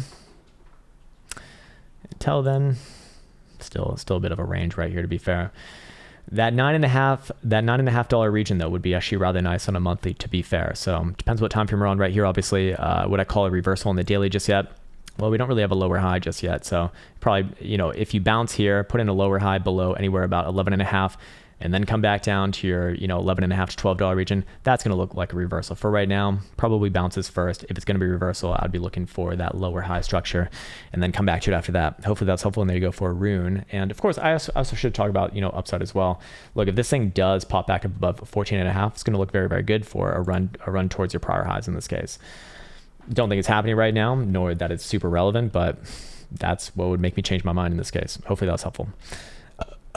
Ooh, sorry. Michael Saldivar says long-term ICP USD. I don't think there's a long-term on this thing, man. It's been around for like half a year. We can look at it. Yeah, this is That ain't going to help on the long term. Let's see. What about a daily? Still corrective at best. At best, man. Kind of similar to Link. Just can't break above that median of the range at 55.5. Above 55.5, this one looks good. I look for returns back to 73.5 or whatever your highs from early September are. Until then, at best sideways, and well, just don't want to see it close a daily dildo below about 39.5. Below there, big problems all the way down to 31, 32 bucks, and this one looks very, very bad after that. Is there a long term on this thing? No, not really. Short term, not. I mean, I'm gonna tell you what you already know. Not fucking good here. Wouldn't even be looking at this one as short term good as long as below about 48.5. This one really needs a strong broad market in order for it to do anything of particular note, in my opinion. Hopefully that was helpful though, man. And I understand that was not long term, but there ain't no long term on, something that's been around since May. Above 55.5, good. Below 39.5, bad. Very bad, in fact. Cool. Heidi Ho, what's up, Heidi Ho? Any chances of you taking a look at CSPR? Yeah, and as long as it's on TradingView, I can do it. Sure. The crypto, not the mattress company. Gotcha. Okay. Glad that you did confirm that. And what do we have right here? Actually, a very interesting chart. A chart that's massively different than most other things that we've seen in this market today. Not only has it broken above its accumulation range right here, it's also come down and retested it perfectly. And so far, so good on a bounce. While I don't think it's going to be doing anything like super interesting today, I am going to like this thing, especially as long as you're closing 4-hour dildos back above about 1380 in this case, or dailies above 1430. As long as you're above that region, I look at this as just a retest of your breakout. It's a rather aggressive one, to be fair, and definitely not a fan of the long term here, but I would have to be looking for, a continuation over the next few days towards your June breakdown level, somewhere around about, 19 to 20 cents or so, assuming that this area does hold. So short term, I don't really see a major issue with it. Again, as long as the invalidations are not hit in this case. 5-day, it looks like it's about to break out here. Just want to see it close above this region as well. And I'd be looking for this one to trade actually, significantly up to about 19 to 20 cents. Pretty damn good. Not much history though, I should always say, and very questionable long term, but fair enough. What's up, Ophir? Hey man, all good, brother. EFI on OKX. Okay. EFI. So Efinity. All right, this is a new one for me. Again, another chart, not much history here, but definitely not as good as the last one that we did see. No time frames given. God damn it, Ophir. Not a big fan of this one right here. Kind of similar to the rest of the market. Does it bounce off this like 1.25 level? I mean, we're already kind of getting that bounce, but pretty fucking ugly as long as you're below about 168. So I don't know what time frame you're on, man. I'd get severely bearish on this thing with any sort of a daily closure below about 118. Short term, it's bouncy, yes, and this bounce could maybe even take it back up to 148, 150 if things get crazier here, but hard to love as long as you're below even like the medium term prior high range, it's like 168. As long as you're below there, man, I think it's sideways and corrective at best. So yeah, kind of a weird chart right there. Let's see, 4 hours just looks corrective. Yeah, I mean, this just looks like a pity bounce to me. But hey, if you can reclaim those areas on even an hourly, then maybe you pull through and you do a bit of a bear trap. Until then, well, probably easy to watch Bitcoin, as this one seems like it's going to play mostly without. John Ray in all capitals says, mint token 4-hour daily if there even is one. Thanks, my G. Sir, no need to yell. I'm right here, man. I can see your message. It's all good. It just makes me feel like I'm getting yelled at. Okay, so this is on an exchange I've never heard of ever in my cryptocurrency life, called Pangolin, which is always a really good sign for the efficacy and the legitimacy of your favorite cryptocurrency. It is a very new coin, only with about less than 2 weeks of history here, so not going to be too helpful in this one. Maybe we can go down to a 4-hour.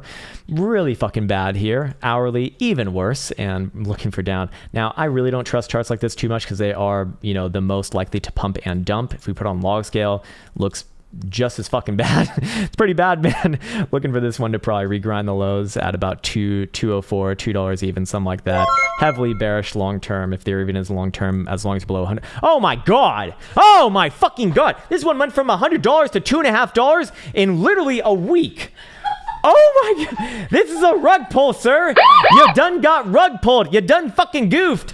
It's a fuck all the way down, sir. This thing traded 2 weeks ago at $600 and that's 2.5 right now. You don't need me to tell you that this is a fucking scam. It's garbage. It only trades on Pangolin. It's named after a fucking stupid bird.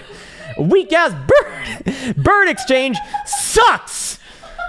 Oh my god, man. Okay, penguins don't suck. They're quite cute, but man, this chart is fucking god awful. Holy shit. You forgot that this is yeah, this one deserves all the Lexington steals, man. Holy shit. Look, it might be a pump and dump, at which point I guess this is the area you'd look for a pump at, but there ain't no reason why this thing can't retrace another 90% down to essentially an effectively zero. Hot garbage. This ain't real trading. This is hoping and praying. This is pump and dump action. And there ain't even a pump to be looking at as long as you're below $5, even on a fucking hourly, man. Wow. Just atrocious, man. This is a rug pull, it looks like. Doesn't look good, man. Doesn't look good. I understand now we're using the all capitals. It seems like a very critical situation.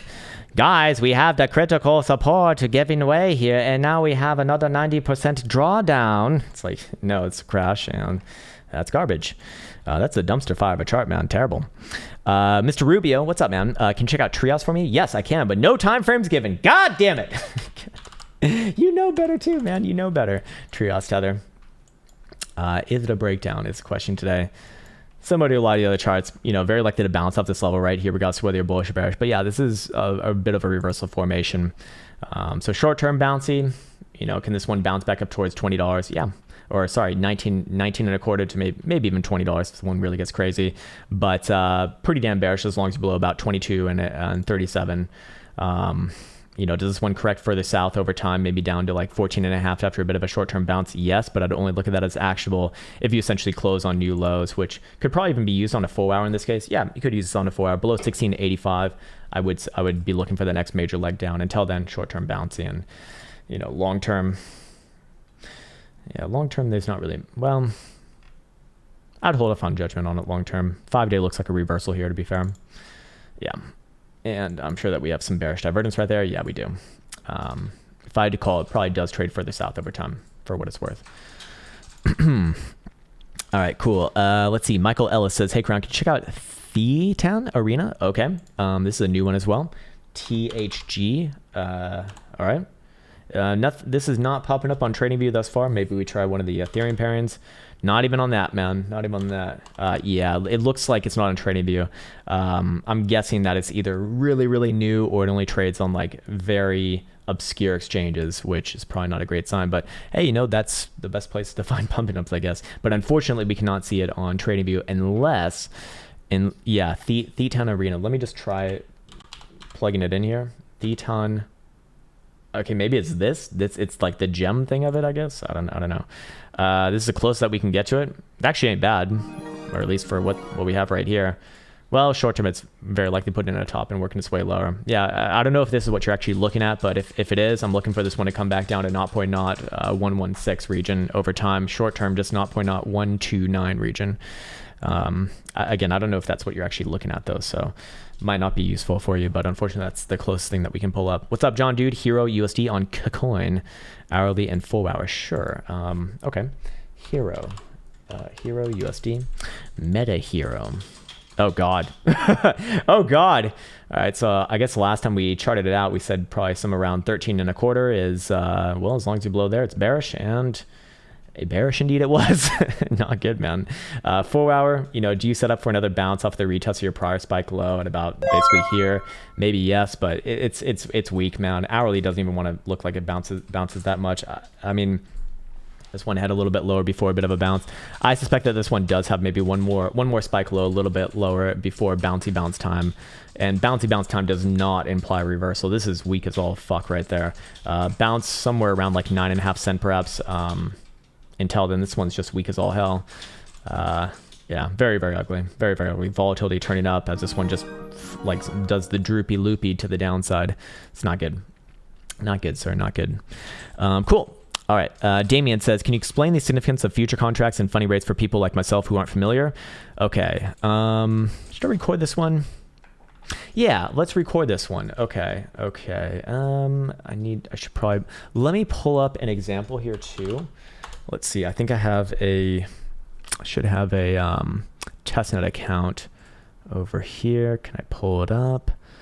Where, for the love of God, man, for the love of God. Yeah, it looks like it did done goof. I want to pull up an example for you because it'd make a lot more sense with that. All right, let's try this maybe.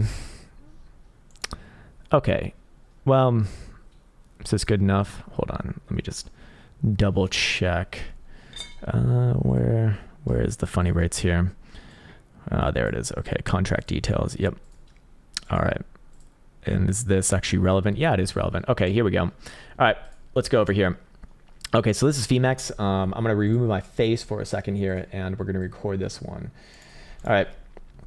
And shit, I'm actually going to have to, let's see, does this work? Nope. Hold on. Maybe this? Okay, that's a little bit better. All right. Okay, yeah, I know how we're going to do this. All right, let me just go back here really quick. I'll put my face on this one, and we'll go to this one right here. Okay, beautiful. All right, here we have a really good question from Damien. And the question is, can you explain the significance of futures contracts and funding rates for people like myself who aren't familiar? So this is going to be like a very beginner-friendly explanation of this. So first and foremost, what are futures contracts? Futures contracts are essentially a contract that you can both long and short, similar to how you would on spot price action. Actually, you can't short on spot price action. Let's actually restart this one. I want to take a different angle on this and get the goddamn typing fingers out of my video for the second too. Okay, so here we have a good question from Mr. Damien. We're going to be speaking about futures and the funding rates and what they mean. So futures contracts are essentially, and this is very beginner right here. Futures contracts are essentially a contract that you can trade that will expire at a future date. So usually your expiration dates are going to be coming at like the end of the month or the end of the quarter. Something like that is quite normal. Now, you also have what's typically called a perpetual futures contract on a lot of these exchanges like Femex, which is what we're on right here. And that is essentially a non-expiring contract that it's technically a futures contract, but it doesn't expire ever. So it's not really a futures contract, to be fair. It's basically a crypto bastardized way of allowing you to take a spot position on leverage against, on a futures exchange. So you can also trade the futures against it, essentially. Anyways, I think that is simple enough right there. Now let's explain the funding rate. So with the perpetual contracts, not with any of the other actual futures contracts, which actually do have an expiration date, you have what's called a funding rate to represent essentially it represents like the current demand at that level, and what it is going to do for you and what it's going to tell you and what it actually functions as is a balancing effect between the index price for that exchange and then the mark price on your perp contracts or perpetual contracts. So because there's no expiration date for these perpetual contracts, there needs to be something on the other end to kind of balance it out. And that's how they've figured out this for most of these cryptocurrency exchanges. Anyways, the funding rate can be found right here. And what it essentially is, or you actually can't see it that well right there, but it's right here. It tells you on the exchange. It should always tell you the funding rate for the current period, which changes every 8 hours typically. And the funding rate currently is 0.0477% per contract. So what does that mean? That means that if you are holding a long right now on the Femex exchange, you will pay, if you're holding that long, 0.0477% per contract that you have long into the expiration. With that in mind, it should also be known that if you are short and holding that contract into the funding period, which you can kind of look at as an expiration, you actually get paid that. So you will literally be paid to hold short right now. Rather good amount, actually. Now, I want to address a nuance here as well. So while the funding rate is relevant if you're holding at the point of that expiration for that funding rate period, again, every 8 hours, then what do you expect? Well, how can you kind of circumvent that? You can circumvent that by actually dropping your position 1 second before the actual funding rate expiration or the funding rate period ending. So if the funding rate were to end right now, and I close my position 1 second before, I will not pay if I was long that funding rate. By contrast, if I was short, I would not get paid that funding rate as well. Then you also have what's right here, right below it, which is called the predicted rate. The predicted rate is what they believe, based off of current price action and all the underlying information, will be the funding rate for the next period following this current one. So that's rather self-explanatory. And actually, you can see the time to expiration right here on the funding rate. It's 16 minutes and 53 seconds. So if I were to literally hold a long position 1 second before that and then dump it, I would not pay this rate. And you can see the next predicted rate, the time down to that one as well. Anyways, I hope that that's clear. If there's any more nuances to this sort of thing, let me know on this video, and I can address that. But basically, the way that you can understand perpetual contracts is that they are something that is allows you to have leverage that does not have an expiration and trades very close to the spot price action through a mechanism that essentially that essentially has the funding rate related to the mark price and then, of course, the index price. The index price changes amongst different exchanges, but basically it's an average typically of 2 or more spot exchanges that is then marked off the mark price on that exchange, and then the differential between the mark price and the index price is what creates your funding rate. So that's how it works. Do you need to understand that to trade them? Not necessarily. What you really need to know is your funding rate. You need to know when it expires. You need to know whether you're paying or getting paid, and if that means anything for you. Okay, cool. I think that that covers that, and well, there you go. Awesome, man. Yeah, you can type again. Lord Henry says, in fact, sometimes these leverage exchanges, scam exchanges, are charging the fee 3 times. They do charge it 3 times a day because that's every 8 hours.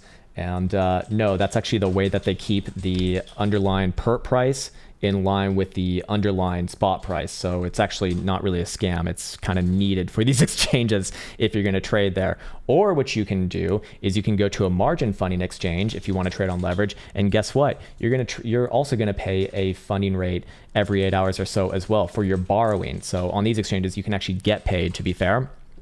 So I think that that's kind of a, well, I don't think that's a very well thought out question, man. Because, obviously you can't just get everything for fucking free. Like, no shit. If you don't want to think about any of that, then just go trade spot. And that's completely fine as well. But if you want to trade on leverage, well, you just kind of have to pick and choose your poison right there. So that's either relevant for you or not. If you don't accept that sort of potential cost of doing business or even being paid, because you might get paid 3 times a day as well. In this case, you get paid for holding a short, which is actually quite nice.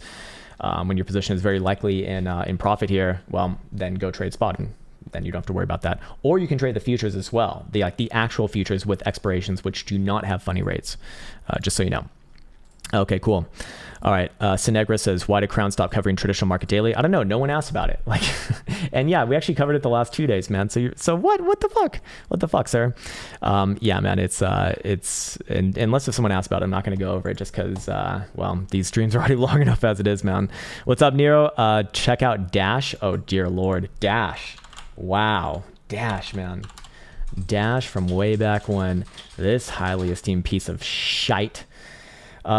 This thing traded like well above $1,000 in 2017. Yeah. Oh yeah. Never even got close to it on this current segment right here. Very likely to bounce right here. Very, very likely to bounce here. Wouldn't be surprised to see it back around 213 to 215-ish region.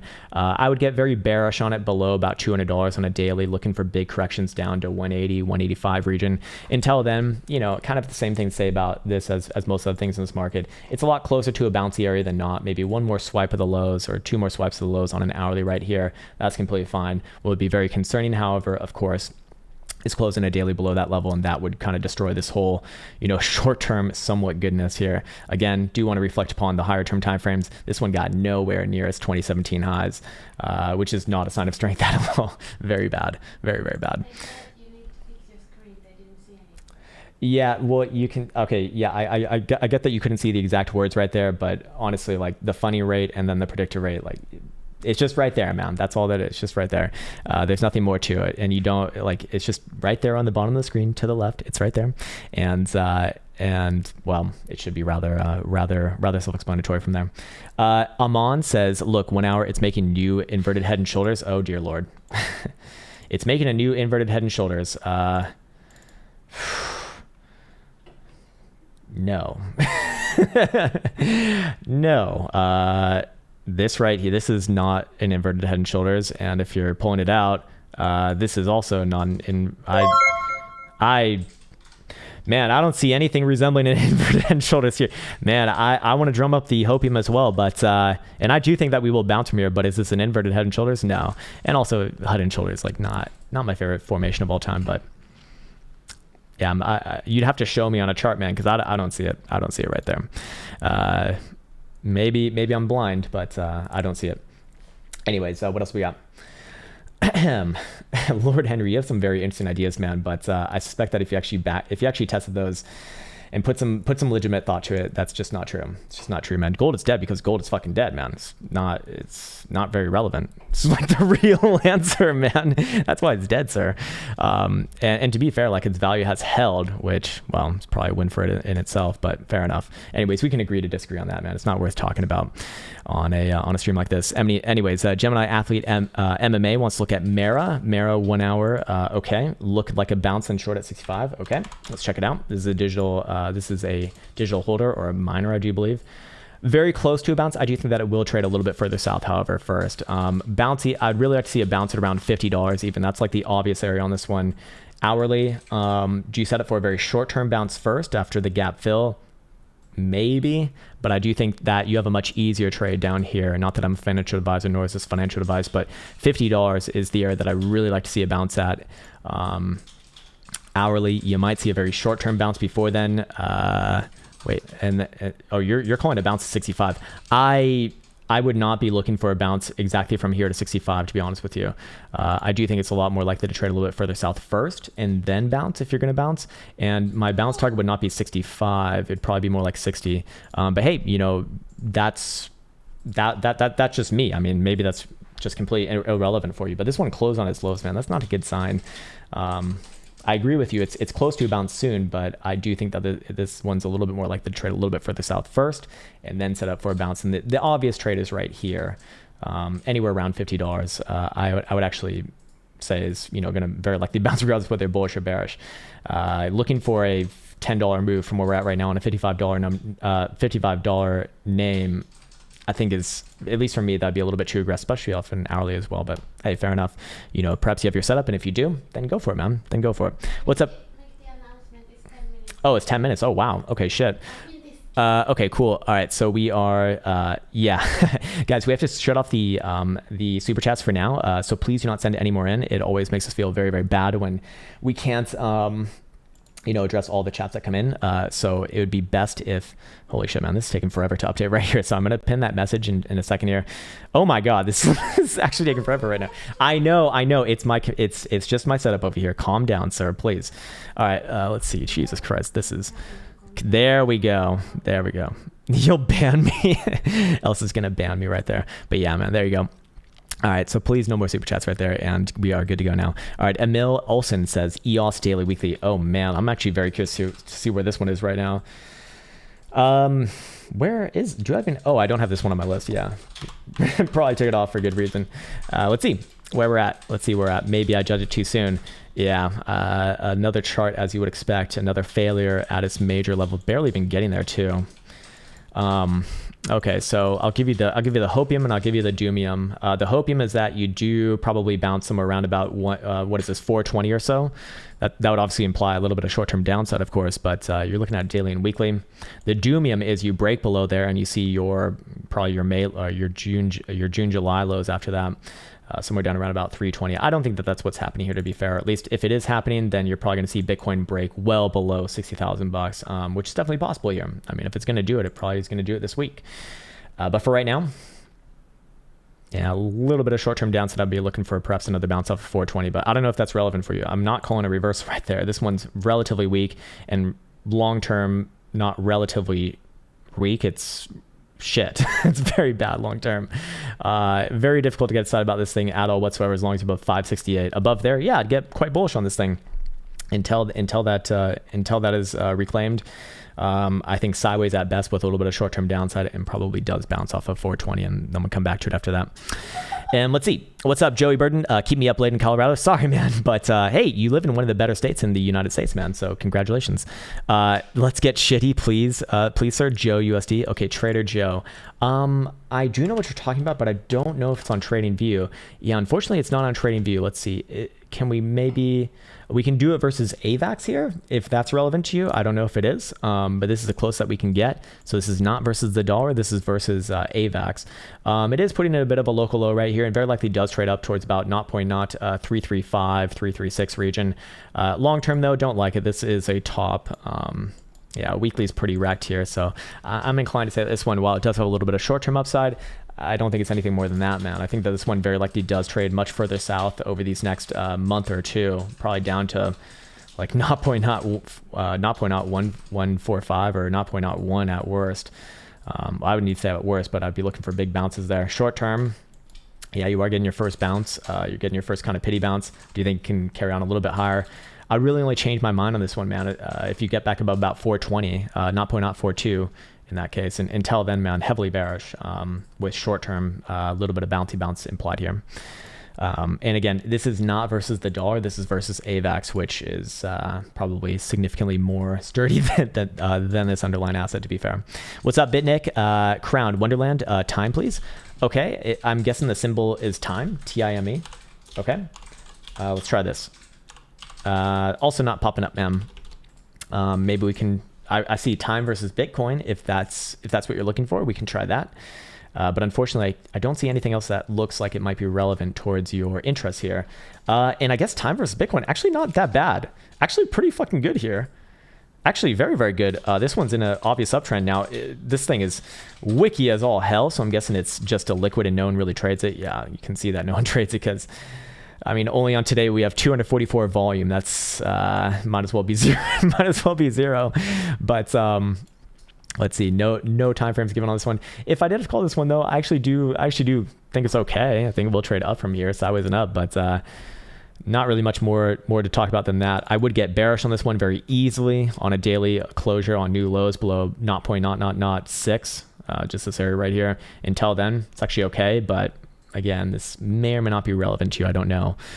I also don't even know what time frames are going off of right there. What's up, Elliot Diggs? Krown, could you please give a rudimentary overview of how to effectively map out a short-term trading range? Oh, god damn, man. You're asking... Okay, so if we're doing it very, very simple. Very, very simple. Okay, so we're gonna do this in like the most streamlined way possible. This is not optimal. This is not the best way to do it, but this is about as streamlined as you can get for like a 5-second explanation. Let's just pull up a random chart here. I don't know, let's go pick on Litecoin, for example. All right, so you're basically trying to ask, how do you map out a short-term range? Well, first off, you go to the time frame that you want to go to. It's not going to, like, you chart the time frame that you're on. Like, you don't go to a bunch of different time frames, like the 1, 2, and 4 hour. It's going to be the same. It's going to be the same way pretty much amongst any time frames anyways. It's just relevant for that time frame to be 100% direct. Anyways, how do you do it? Okay, so the most simple way to do it is you just mark off your swing highs and your swing lows. In this case, you got a swing high right there. Where's your next where's your next swing low? You got your next swing low right here. Obviously, we're breaking lower than that right now on Litecoin. So while it is likely to probably bounce up and give another lower high right here, it very likely does break down over time. That's basically the way that I do it. Very simple. Is this optimal? No. And is it actually breaking down right here just yet? No. And if I were to do it on an hourly, would that be relevant? No. You just switch it down to what's relevant for the hourly, which is between this swing high at 280 and this swing low at about 245. Nothing more than that, man. Crypto Frenic says, can you check into Cake BTC on the 3-hour and daily? That's a very interesting setup right there. But yeah, we can do that, I guess. Cake Bitcoin. Okay, you're looking at a daily and a 3-hour. Well, let's look at where we are in the grand scheme of things. Grand scheme of things, not super great, but is bouncy right now. Has multiple drives of bullish divergence come off the lows, so I am a lot more inclined to say this one does continue the bounce up, maybe even to 3350 to 3360. We do see daily Jewel lining up for a pretty damn good signal over here, so I do think that's going to be a pretty damn good low right there. 3-hour time frame, same thing. maybe a little bit of a pullback down to like 29.30 is completely fine, but I have no reason to invalidate this as long as you're below as long as you're above 2,900. The second that you go and close a 3-hour dildo below 2,900, that negates pretty much everything I just said, and probably going to see another, at the very least, grind out at your current lows and probably makes new lows after that. But until then, man, this one's showing a lot more signals of bounce than not. 3-hour time frame, I'd be cognizant of a little bit of short-term pushback at around 3,100 Satoshis or so. Cool. Let's see. Kemal Sabovic. I'm going to take a sip of this water, and then we'll get into that one, man. SHIB, huh? Yeah, we can do SHIB. No problem. Sweet. Hey, all good, Crypto Slave. Sweet, man. That's awesome. And what's up, Philson? Yeah, man, time does fly. Like, that's kind of crazy. Man. I was not expecting it was over that soon. We're just getting started over here. Let's see. What exchange for this one? Maybe Binance, yeah. All right, so we called a top on this one ages ago. Would I be sticking with my top call? Yes, I have no reason to negate that. Here we have SHIB token, symbol SHIB versus the dollar. We called a top on this one weeks ago at the beginning, or actually at the end of October, it looks like. Still be sticking with that, man. This one's looking like it's going through a bit of a distributive phase right here. Heavily bearish as long as you're below about 5,800. And well, I wouldn't necessarily say that this one's ready to break down just yet. The second that you actually do trade below your last 10th of November lows, even just spike below there, I am looking for this one to carry out a nice technical target all the way down to your 618 Fibonacci retracement here on a bearish retracement, which would be about 3,200 actually over time. Is that going to happen like right now? No, probably not. Short term, puts in a little bit of an anemic bounce right there. I don't think it's anything more than that. This one looks like it wants to retest around lows. It's not good. Now, I would invalidate this and I'd get short-term bullish, not long-term, but short-term bullish back above 5,800. Above there, I would look for a nice run, perhaps somewhere around your mid to upper 6,000 number territories.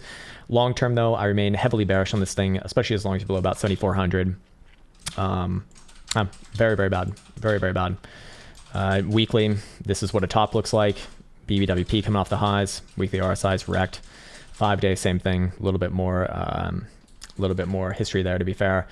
5-day RSI does have a bit of a head and shoulders on there, which actually do put quite a bit of weight on rather than price action. Daily does say that we could maybe bounce one more time here, which would be fine. I don't think it's ready to break down just yet, but overall, definitely not my favorite chart of the day, I'll tell you that. Full hour hidden bearish divergence. Momentum also is pointed down, volatility pointed up. More likely trend continuation in this case, trended to the downside. I'm looking for trend continuation in that vein. So hopefully that's helpful. And there you go for SHIB token, sir. Real G Square says, want to see something cool? Squid, good night, sir. Okay. Is this the rug pull thing that I saw the other day? I think it is. Yeah, that is ugly, man. Not so cool for the holders of Squid Coin. Squid and SHIB Coin. Is it any sort of a coincidence that they sound like each other? It actually is likely to bounce here, though. I actually would say that it's probably going to bounce here, probably back up towards, what is it, 22.5 cents minimum, maybe even a quarter. It's actually okay. It's actually okay short term. It probably does bounce there, to be fair. But I know what you're talking about, man. It's been a bit of a rug pull before that. What's up, Kirk Gibson? ILV. Okay. I'm guessing this is a crypto. If not, let me know. But Illuvium on Binance. Yeah, we have another chart that pretty much looks the same as all the rest, as usual. Short term does it get a bit of a bouncy bounce? Again, going to depend on what Bitcoin does. I think this one could very easily bounce to like 1080 to maybe even 1100. But long term, this is what a top looks like right here. Kind of very intensely bearish as long as you're below about 1200 on a daily. I don't know what time frame you're going off of there because you didn't specify, but short term, might bounce up a little bit more. Like I said, 1100 is not out of the question. But as long as you're below about 1200 on even a 4 hour, but technically speaking a daily, very fucking bearish right there. Appreciate. Oh, Jason, you clever motherfucker, you got me, man. You got me. I'll even read it too. I'll super chat if I want you. You're not the boss of me. You're not the boss of me now. Just like Malcolm in the Middle, huh? Yeah, man. Not a big fan of this chart. Short term bit of bounce. Long term probably finds its way down to like 960, and I would be looking for a bounce there. I don't know about a reversal. We'll come back to it after that, perhaps. What's up? Anjana Bekon says, can you check out Fala symbol P? Just one. Let's see. I'm going to type it in here. I've never seen this one before, so it does exist, so that's good. That's good. Fala. Okay. All right. Well, see what we got. See if TradingView can load it. It's a real question. Come on, TradingView. Come on. Come on. There we go. Okay. Looks like it's very new. That's the first thing that kind of sticks out to me. It looks like it's also very bad. This is, well, if anything, this is distribution right here. Let me just do the inverted test. Yeah, that would be very bullish right there. So I'm going to be obviously very bearish on a chart that looks like this. I'd be looking for this one to retest your range lows at 60 cents over time. I don't think it's happening today or tomorrow, but perhaps over these next few weeks or month.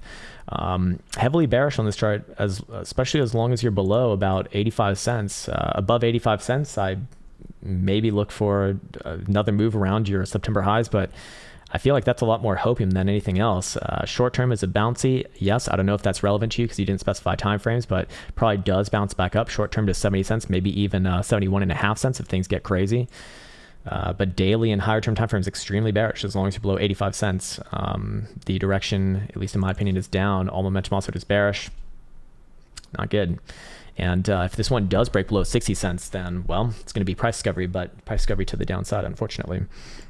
What's up, Martin Hunt? Probably too crystal ball of a question, but assuming we do get a 20 to 30% correction, how long do you expect that that takes to play out? No idea, man. I have no idea on something like that, man. If you're going off of like the moon calendar over here and the in the days of the month, right, where Bitcoin likes to put in those lows around the 20th or 19th or 20th, typically speaking, then I don't know, maybe it could come as soon as the next few days here. That would be a pretty hefty next few days, but not out of the question for Bitcoin. I mean, you're never too far away from one of these rug pulls right here, like you saw on the 7th of September, right? So how long could it take? I have no idea, man. I would say this, though. I would say this. The second that you lose 58.5 or 59,000 bucks on a daily, it's going to happen a lot sooner than not, probably within the next week, if I had to guess, maybe 2 weeks at most. Maybe even within the next few days after that happens. So, I don't really have anything to say other than that, but, trying to time a move like that, very, very difficult to do. I don't think that you can kind of come up with some ideas, but at the end of the day, price action is going to matter most, of course. Gringotstein says, Sire, hello, sir. Might you check FTM USD on the daily weekly? Yeah, let's definitely check out this one. This one was like super good last month. This month, more corrective. Let's see where we're at right now. Yeah, more corrective still. Let's record this one as well. Here we have Phantom symbol FTM versus the dollar, and we continue on with the correction right here. Again, I stick with what I've been saying earlier, that as long as we're below about 316, I am not bullish on this. I don't think that there's too much to get excited about on this particular asset. However, is it likely to break down on this exact level right here on this test? I don't think so, no. Momentum oscillators are, well, volatility actually ticking up like this is not a great sign for this one, as it does kind of dance around its 220-ish level. So if you do see a daily closure below 220, or even a 12-hour in this case, yeah, 12-hour would do it as well. Sorry, man. Hey, we do have to turn off the super chats. I do apologize. Yeah, I'll actually turn off the alerts right there too. That was my bad. Then I would be looking for big downs towards 180 or so at that point. For right now, though, as long as it does hold the 220-ish region, which I do think it probably tries for another bounce off here and probably bounces back up towards 244, maybe even 250 or so. It's still corrective, but just not really in like a breakdown posturing. Where would it start to look better in the short term? It would start to look better in the short term with a move back above 272 on a 4-hour. That would start to make this look a lot more like a reaccumulation. Until then, it's still likely to bounce here. This is just corrective and getting ready for a bigger move to the downside. Again, be aware of where the invalidation is on that. And 5-day is looking like a top right there. We did hit 100% on BBWP or close to there. On the 5-day, and 5-day RSI does have a head and shoulders in here as well as bearish divergence too. It's kind of far back, but the technical target of that is 180 to 185. So do be aware of that. I don't think it's actionable until you actually officially close below 220, but that is a pretty hefty move. And volatility just ticking up like this from this area right here does suggest that this move could really have some legs on it. So daily jewel is also quite bearish here as well.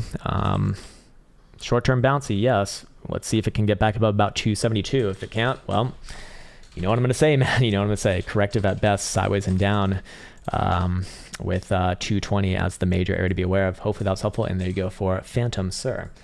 Alrighty, cool. I think we are good on that. Nice one.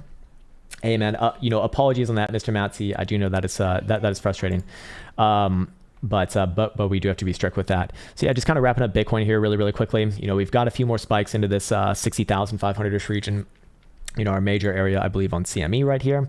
Yep, we're like right on the precipice of it. Now, this is not relevant for now, at least relevant for a 4-hour. But, what's most likely the thing to happen right here? Probably does try for one more bounce. Bounces can easily come back up to 63,000 bucks or anywhere around there, but kind of not the greatest short-term look as long as you're below about 65,000 bucks, unfortunately. And if we do start to see a closure on new lows, that being below basically about 60,500 in this case, I would be looking for a full-on move somewhere down around our last sort of major spike lows from late October, which would be about 58.5 to 59,000 bucks. At that point, higher term time frame is going to look very, very bad, obviously. While I would be expecting a bounce off those regions, long term, I would be looking for a breakdown, to be honest with you. Same thing as what we spoke about over the last few days here after Friday on weekly CME. This is a bit of a reversal signature right there. We do have bearish divergence being populated right now. It's not technically confirmed just yet, but if you do start to close dailies below even even 6,000 bucks, or I'd say 59,000 bucks, just because it's probably better to err on the side of caution right here, or conservativeness, just because we have been in a pretty nice uptrend. It's probably going to be front runnable, and targets down to low $50,000 territory, upper 40s is going to be legitimate over the next few weeks to come. So that would actually change a lot of things. So this week is actually rather important for Bitcoin, as we said yesterday. Very, very important for Bitcoin to kind of reclaim, and not just reclaim, but also get continuation, to be fair as well. So with that said, we're going to have a lot of these things clarified in the next few days here, I do believe. And of course, remember that we do have a big event in the US specifically with the new Fed chair being picked between Jerome Powell and Brainerd, which to me is like, who's going to print more? I guess Brainerd, but Jerome is like, he's never said anything to hurt the markets anyways to begin with. So it's an interesting time. Anyways, with that said, ranges at the end of the day kind of keep me safe in these sort of times. And again, looking for a bounce here first and foremost. We'll come back maybe later today with the shorts video if relevant. With that said, I want to wish you well and wish you the best of the best. And we'll be signing off now. Elsa's waving in the background because she loves you today. And and we'll see you next time.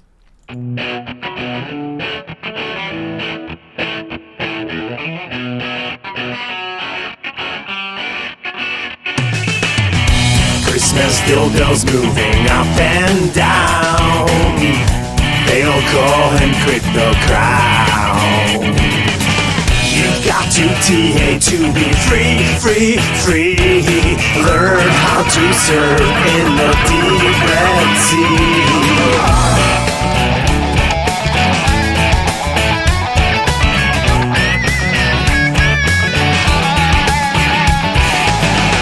Trendlines, average values, RSI. Lift ocean coins to the sky. From distributor into XRP. Oh, bear Jesus, set us free.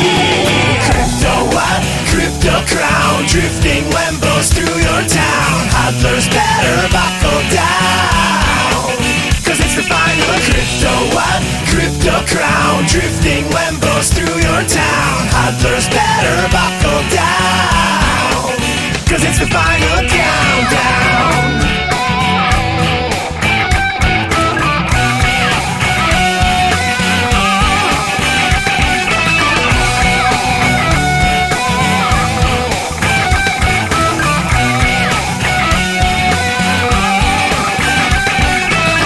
The one who's open has the mastermind. Dive into Crypto Cave and let's go for a ride.